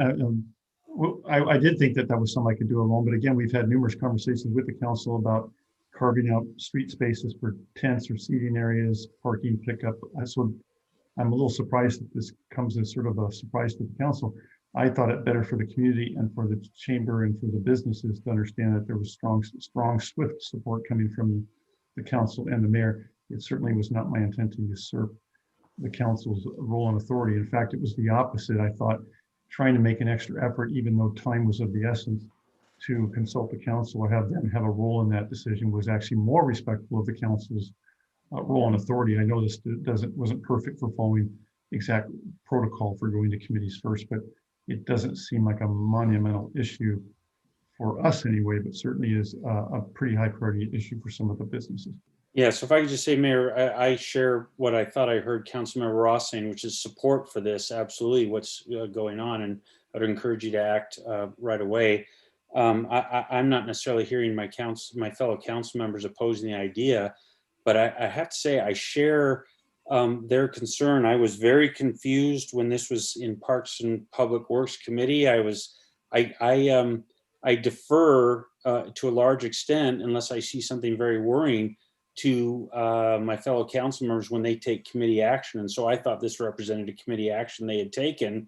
I have to say, this is the one I was planning tonight to ask questions about. I didn't understand why we're taking a permanent action to solve a temporary problem. And I was wondering, why aren't we more focused on giving, temporary authority into the code as opposed to making it? So just, if this goes back through committee, I think that's a much more appropriate thing. So I am bothered by the procedure as I share that concern with my fellow council members, but I also would hope that we could actually do something to help our merchants as soon as possible, not just downtown, but potentially up on the ridge as well. And I'd encourage you, I certainly perceive that we would support helping those merchants. And if you can use your emergency powers to do so in this emergency, I'd encourage you to do that.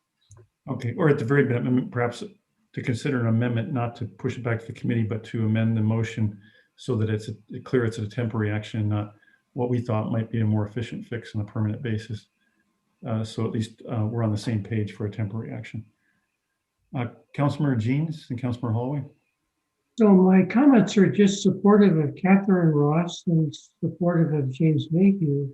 We ought to do something sooner rather than later, since we're going into the period where we're going to be turning on the lights and we're going to be telling everybody to go downtown. It's going to be an awkward time, but it's a time when merchants need our support. And I was hoping that we would find a way to allow the mayor to do what needs to be done in the short term, and then whether we do a fifth meeting, we do have an extra Monday this month.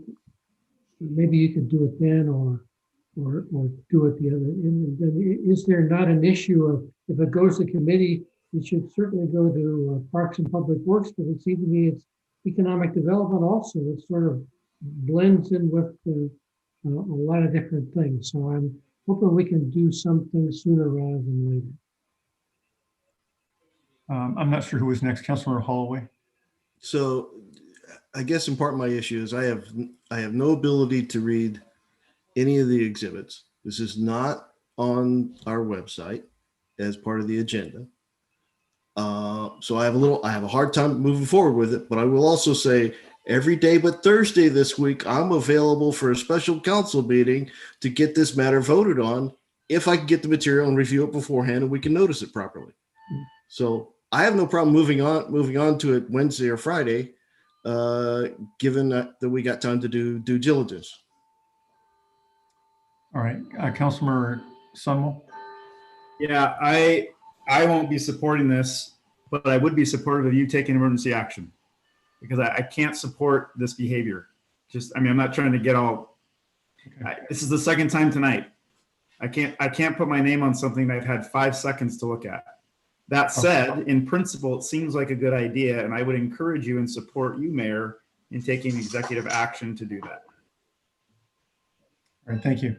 Yeah, well, what I hear there is I understand the feeling of being jammed up. I also hope you appreciate I can't control when the governor makes a proclamation on a shutdown or something. Fast moving issues too. Yeah, but in fairness, Matt, we've mostly been here for 7 or 8 months. Yeah. No, well, again, that's why I'm not trying to treat like everything as an emergency. And as much as possible, I want to bring back to the council and be respectful of that. But I hope you appreciate I'm kind of caught in a no-win place here. So, but I As appreciate. we've learned, leaders of any entity can do whatever they want. So do whatever you need to do to make this. Just call it an executive order, and then you can do whatever you want. Oh, God. All Can right. you tweet it out when you do it? Am I wrong?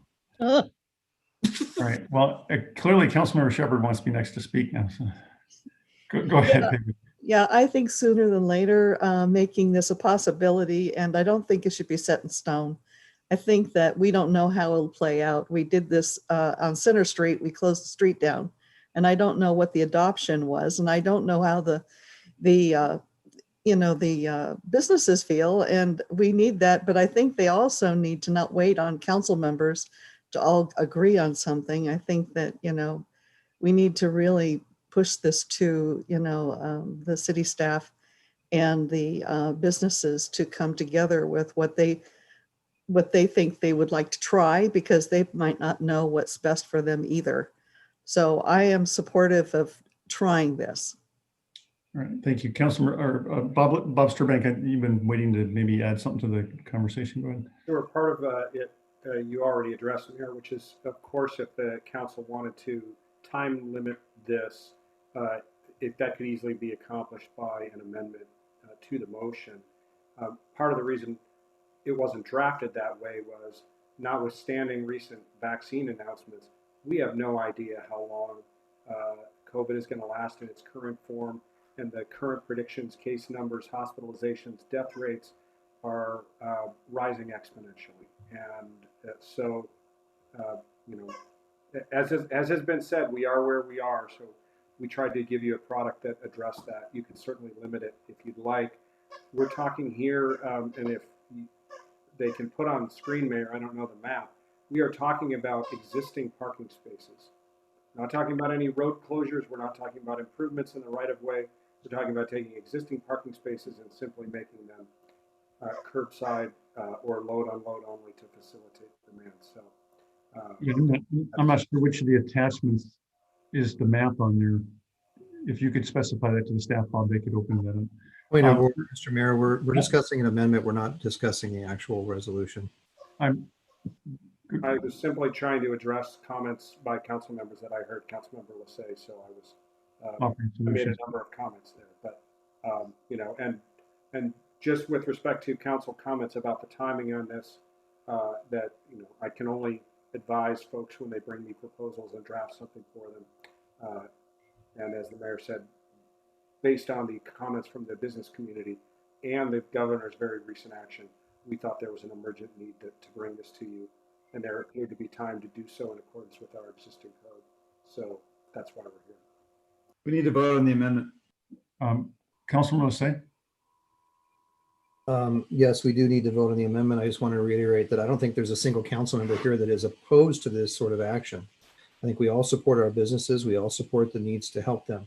I think the mayor could very easily take some emergency actions to set aside some small parking areas while council, through its proper procedures and through committee, come up with a final solution that goes forward that could then be something that could not be open-ended, but have the ability to address it in more detail. I would encourage council to approve my amendment to refer to committee and stress that the mayor should have the powers and procedures to do something temporary until that action can happen. Yeah, fair enough. But let me ask, I know there's a couple more hands up, but Bob, are you comfortable that I could act immediately under emergency proclamations? And again, we can just take this forward in its due course with the council and let them deliberate in more detail to maybe come up with a more permanent solution, or one that would be a year or two or more, or permanent. Are you comfortable with that? I'm certainly happy to take a look at it, Mayor, and give you all the options that I can find. I don't have the code in front of me this second.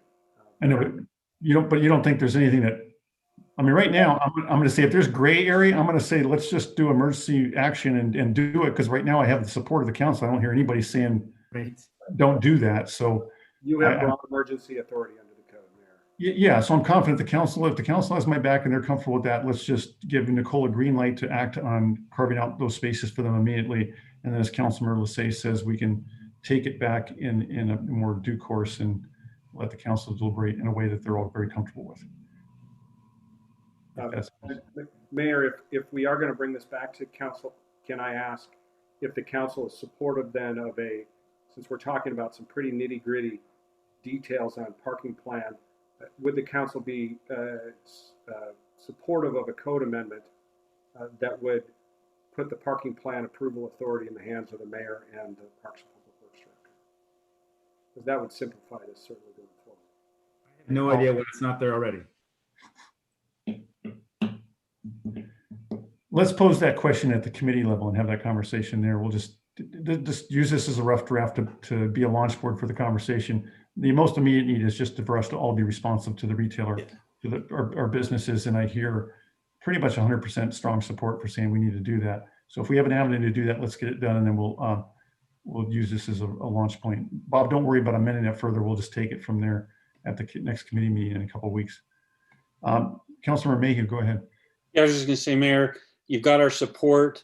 We wanted to go back through committee. Take your action now. Please move as quickly as you can. And if for some reason you actually need additional authority, emergency authority, call us back together for a special meeting very quickly. We'll give it to you. But otherwise, let's send this back through committee. But please act to help our community. And that's my view. All right, thank you. Bob, you still have your hand up? Bob Sturbank? My apologies, Mayor. I'll lower that. Councilmember Shepherd, your hand is up. Maybe we could wrap it up with you. Yeah, I think that I would be supportive of doing this on a temporary basis. And I don't think that I would have any idea whether this is permanently good idea or bad idea in 2 weeks.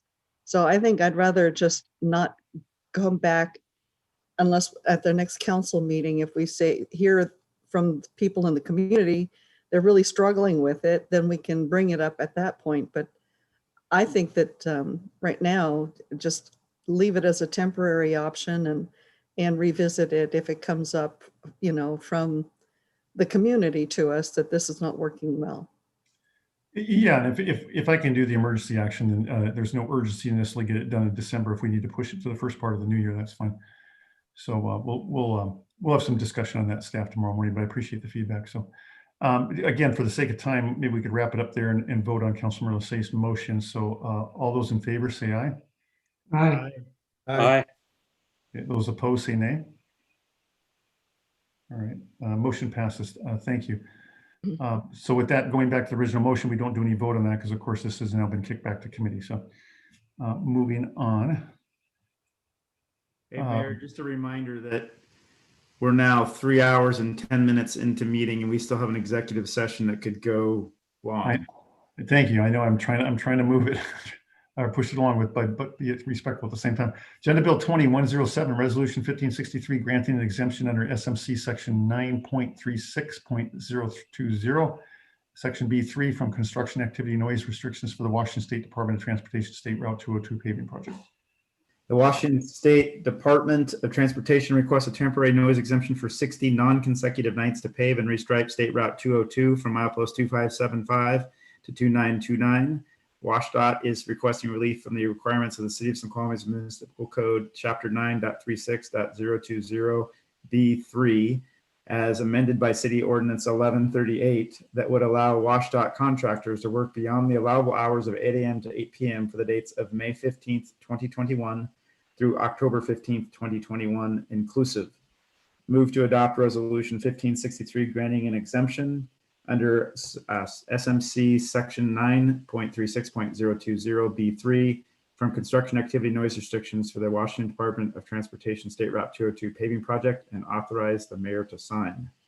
Second. I have a motion and a second to approve Agenda Bill 2107 as stated by Councilmember Sunwell. Councilman Sunwell, do you want to speak to this or just open it up? Well, you want public comment first? Yes, sorry. Any member of the public want to comment on this prior to any council action?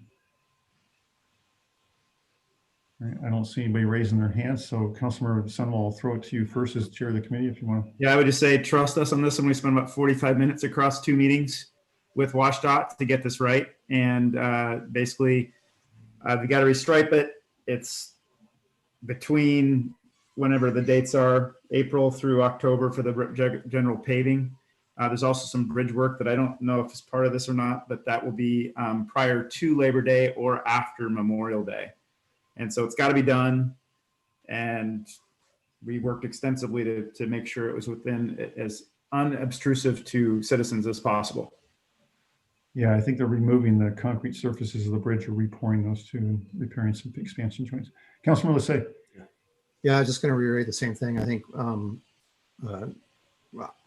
I was actually quite pleased that WashDOT was willing to, where they came in with a pretty hard stance of they must have a certain amount of days and a certain amount of time, and they got to have all this, flexibility.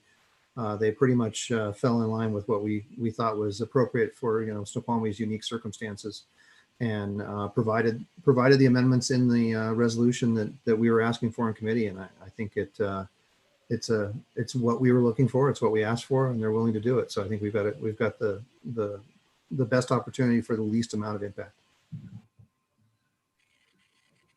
All right, Councilmember Jeans. Call a question. Second. I have a motion and a second to call the question. All those in favor say aye. Aye. Aye. Those opposed? Motion's carried. With that, we go immediately to the vote. All those in favor of the original motion say aye. Aye. Aye. Those opposed? All right, motion passes unanimously. Thank you. Councilmember Jeans, if you have another question, or did you just leave your hand up? Sorry. No. Is there any other report for Parks and Public Works Committee? That ought to do it for tonight. Community Development Committee report. I do have a report. So Community Development has been meeting with Chun Lai Hospitality, who is requesting the amendment to the development agreement for the hotel to change the hotel brand and franchise to their own, the Hotel America. And I'm just giving an update now. We met with them 3 times, and most likely the next community development meeting. And you may see this at the December 14th council. So it would be quasi-judicial, a major modification, and require a public hearing. You may see this in mid-December.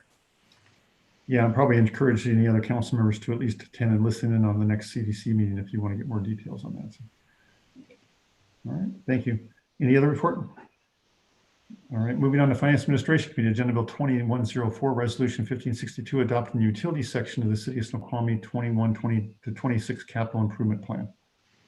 The utilities section of the 2021 to 2026 Capital Improvement Plan guides the acquisition and improvement of water, sewer, and stormwater infrastructure over a 6-year period. This plan covers 29 capital programs and projects and is anticipated to cost the City of Snoqualmie nearly $60 million if fully implemented over the period, not including debt service. To balance intended expenditures, the city will use a mix of revenues and other increases. Move to adopt Resolution 1562, adopting the utilities section of the City of Snoqualmie 2021 to 2026 Capital Improvement Plan. Second. A motion and a second to approve Agenda Bill 2104 as stated by Councilmember Mayhew. Is there any member of the public that would like to comment on this item prior to council action? All right, we do have one member of the public. If we could unmute Mr. Shield, please. And have a clock ready. Mr. Shield, you're now unmuted. You know the protocol. Go ahead. You have 2 minutes. Richard Shield, 6701 West Crestview Loop. I completely support the projects that replace old pipes and other system components that are nearing the failing point. However, there are numerous millions of dollars in this proposal for projects whose purpose is to support future growth. Examples are almost $5 million for a new reservoir to serve the mill site, $2.5 million for increasing the city's water supply, and over $6 million for water mains to the mill site. These examples are the most obvious ones that solely benefit developers of future growth of the city. I'm sure that many other projects in this proposal would cost less if they were scoped to only serving what serves the city's current residents. The city's current residents should not be burdened with these costs that only benefit developers. If a developer wants to profit from building some large new project, then they should pay 100% of the cost of the infrastructure to support that project. I understand that the city's comprehensive plan calls for significant growth over the coming years. However, I would guess that most residents of the city do not actually favor so much growth, especially if they have to pay for the infrastructure to support it. I doubt that very many residents were involved in defining the comprehensive plan. I know that it's very difficult to get residents engaged. However, just because the city government and a small number of residents came up with a comprehensive plan that calls for a lot of growth does not mean that the huge majority of residents, who are often too busy to become informed, agree with such a plan. In fact, at a city council town hall last October, where the purpose was to find out what members of the public like about the city and what they want for the future of the city, the majority of the responses talked about small town, quiet, open spaces, natural beauty, etc. None of the commenters said that what they love about the city is more people, more traffic, or more buildings. Mr. Shield, you're at 2 minutes. Could you please take it one sentence to wrap up? One sentence. And you can submit, if you have many more comments, you're welcome to submit those in writing. Okay, I think I can wrap it up in one sentence. So I propose that the utilities SIP be pared back to only the projects that maintain our current infrastructure to prevent it from deteriorating. All right, thank you. Thank you, sir. All right, is there anyone else from the public who would like to speak at this time or to this item? All right, seeing no one else, I'll kick it to the chair of the committee first if they'd like to speak to this item. Just remind the council that this has been discussed at length over numerous meetings, and this represents the plan that the Parks and Public Works Committee recommended and that we discussed previously at council meetings, and was the plan that the council, or at least a consensus, was perceived that the council was choosing the particular option. I think it was called option 2 with some change. I don't recall exactly, but this represents what we previously discussed and it's coming forward to us now for adoption. All right, thank you. Councilmember Holloway. So I will remind council that the UGA requires us to plan for some growth and to support that growth through the actions of the city. Further, I'll remind council, and hopefully council then can get to the public, particularly those tonight, that increase in services is not paid by the current residents. It is paid through the connection fees that new subscribers will pay when they hook up to the service, both within a condensed development or as a one lot development somewhere else in the city. And it would be inappropriate also to charge a condensed development to generate the service for that one lot that is disconnected. So to say that current residents pay for future growth is incorrect and not taking into consideration of how we've structured our fees. That's it from me. All right, Councilmember Shepherd. Well, from looking at the city of Sammamish and how they account for who pays for what in terms of infrastructure, generally the current residents do pay for future growth, and there was a whole accounting of that. So it's definitely partially burdened by current residents when we do growth. The one point I wanted to ask about is that in this summary statement of the cost, it says it does not include debt service. How much is that debt service?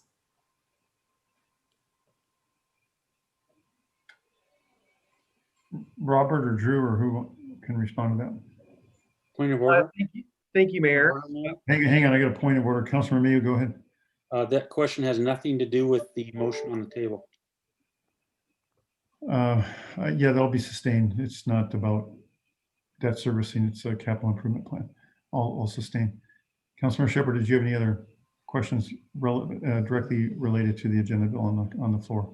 Well, I think that was related, but I will lower my hand. All right, thank you. Councilmember Holloway, did you have anything else? Oh, no, sorry. I'm lowering my hand too. Sorry. All right.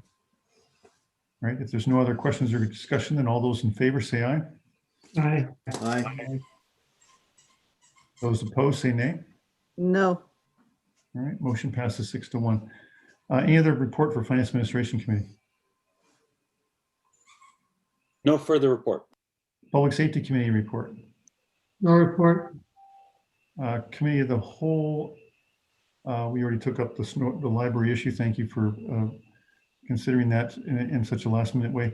COVID-19, I think for the late hour folks, so there's nothing really highly urgent. I think we update you in terms of COVID things. I did want to make a quick note though. I sent out an email from a person from Northwest Blood Works acknowledging some, just because it was such extraordinary work in terms of what Nicole put together with the outcome of the blood drive recently. I just, in times with COVID, that was just a great outcome, I think, and spoke highly of the community and her efforts. And I just wanted to again recognize that on the record tonight.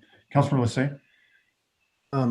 In light of the executive session and the potential for it to be a long executive session, I'm just asking maybe the city attorney, should we move to extend the meeting beyond 10 o'clock now? Because I'm not sure we can actually make any action during the executive session, I mean. Yeah, you can make that motion at whatever point in the. Yeah. Second. All right, I have a motion to second to extend the meeting past 10 o'clock if necessary. All those in favor say aye. Aye. Aye.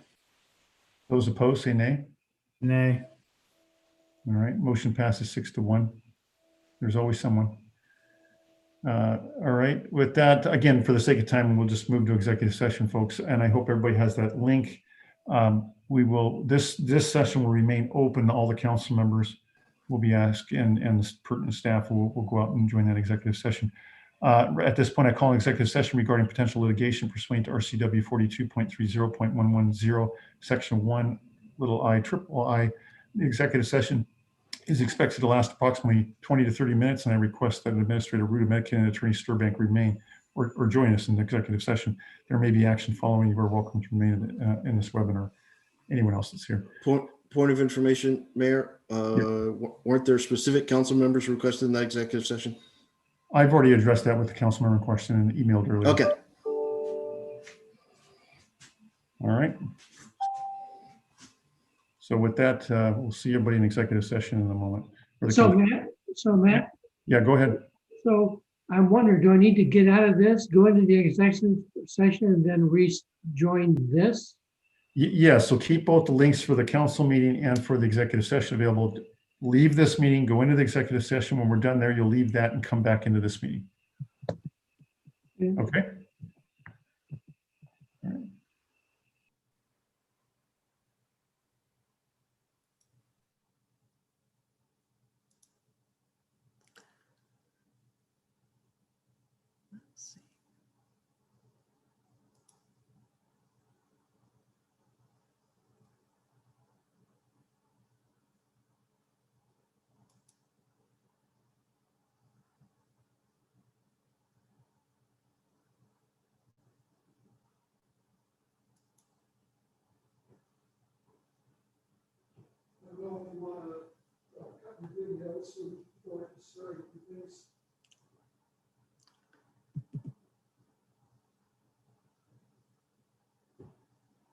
It's on pause. So did I hear them saying something about that there was, quote, a member of the council somehow not supposed to be there? Councilmember Shepherd, your mic is still on. Sorry.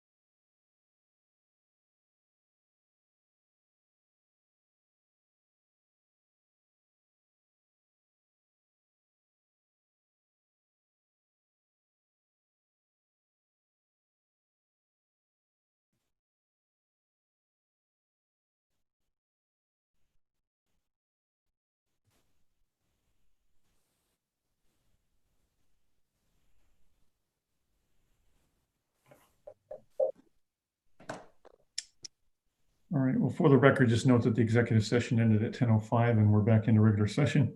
I'll entertain a motion to adjourn. Point of order, Mayor. Oh, there we go. I wanted to make sure we had a quorum. Oh, yes, thank you, yeah. So anyway, noted the time the executive session ended and we'll entertain a motion to adjourn.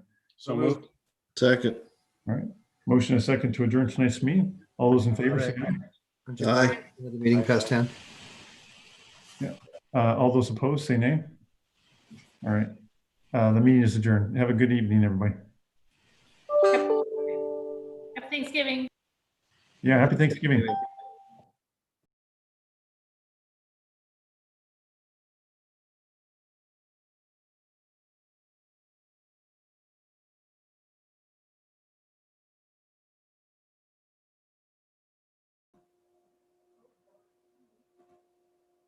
Thank you, Jim.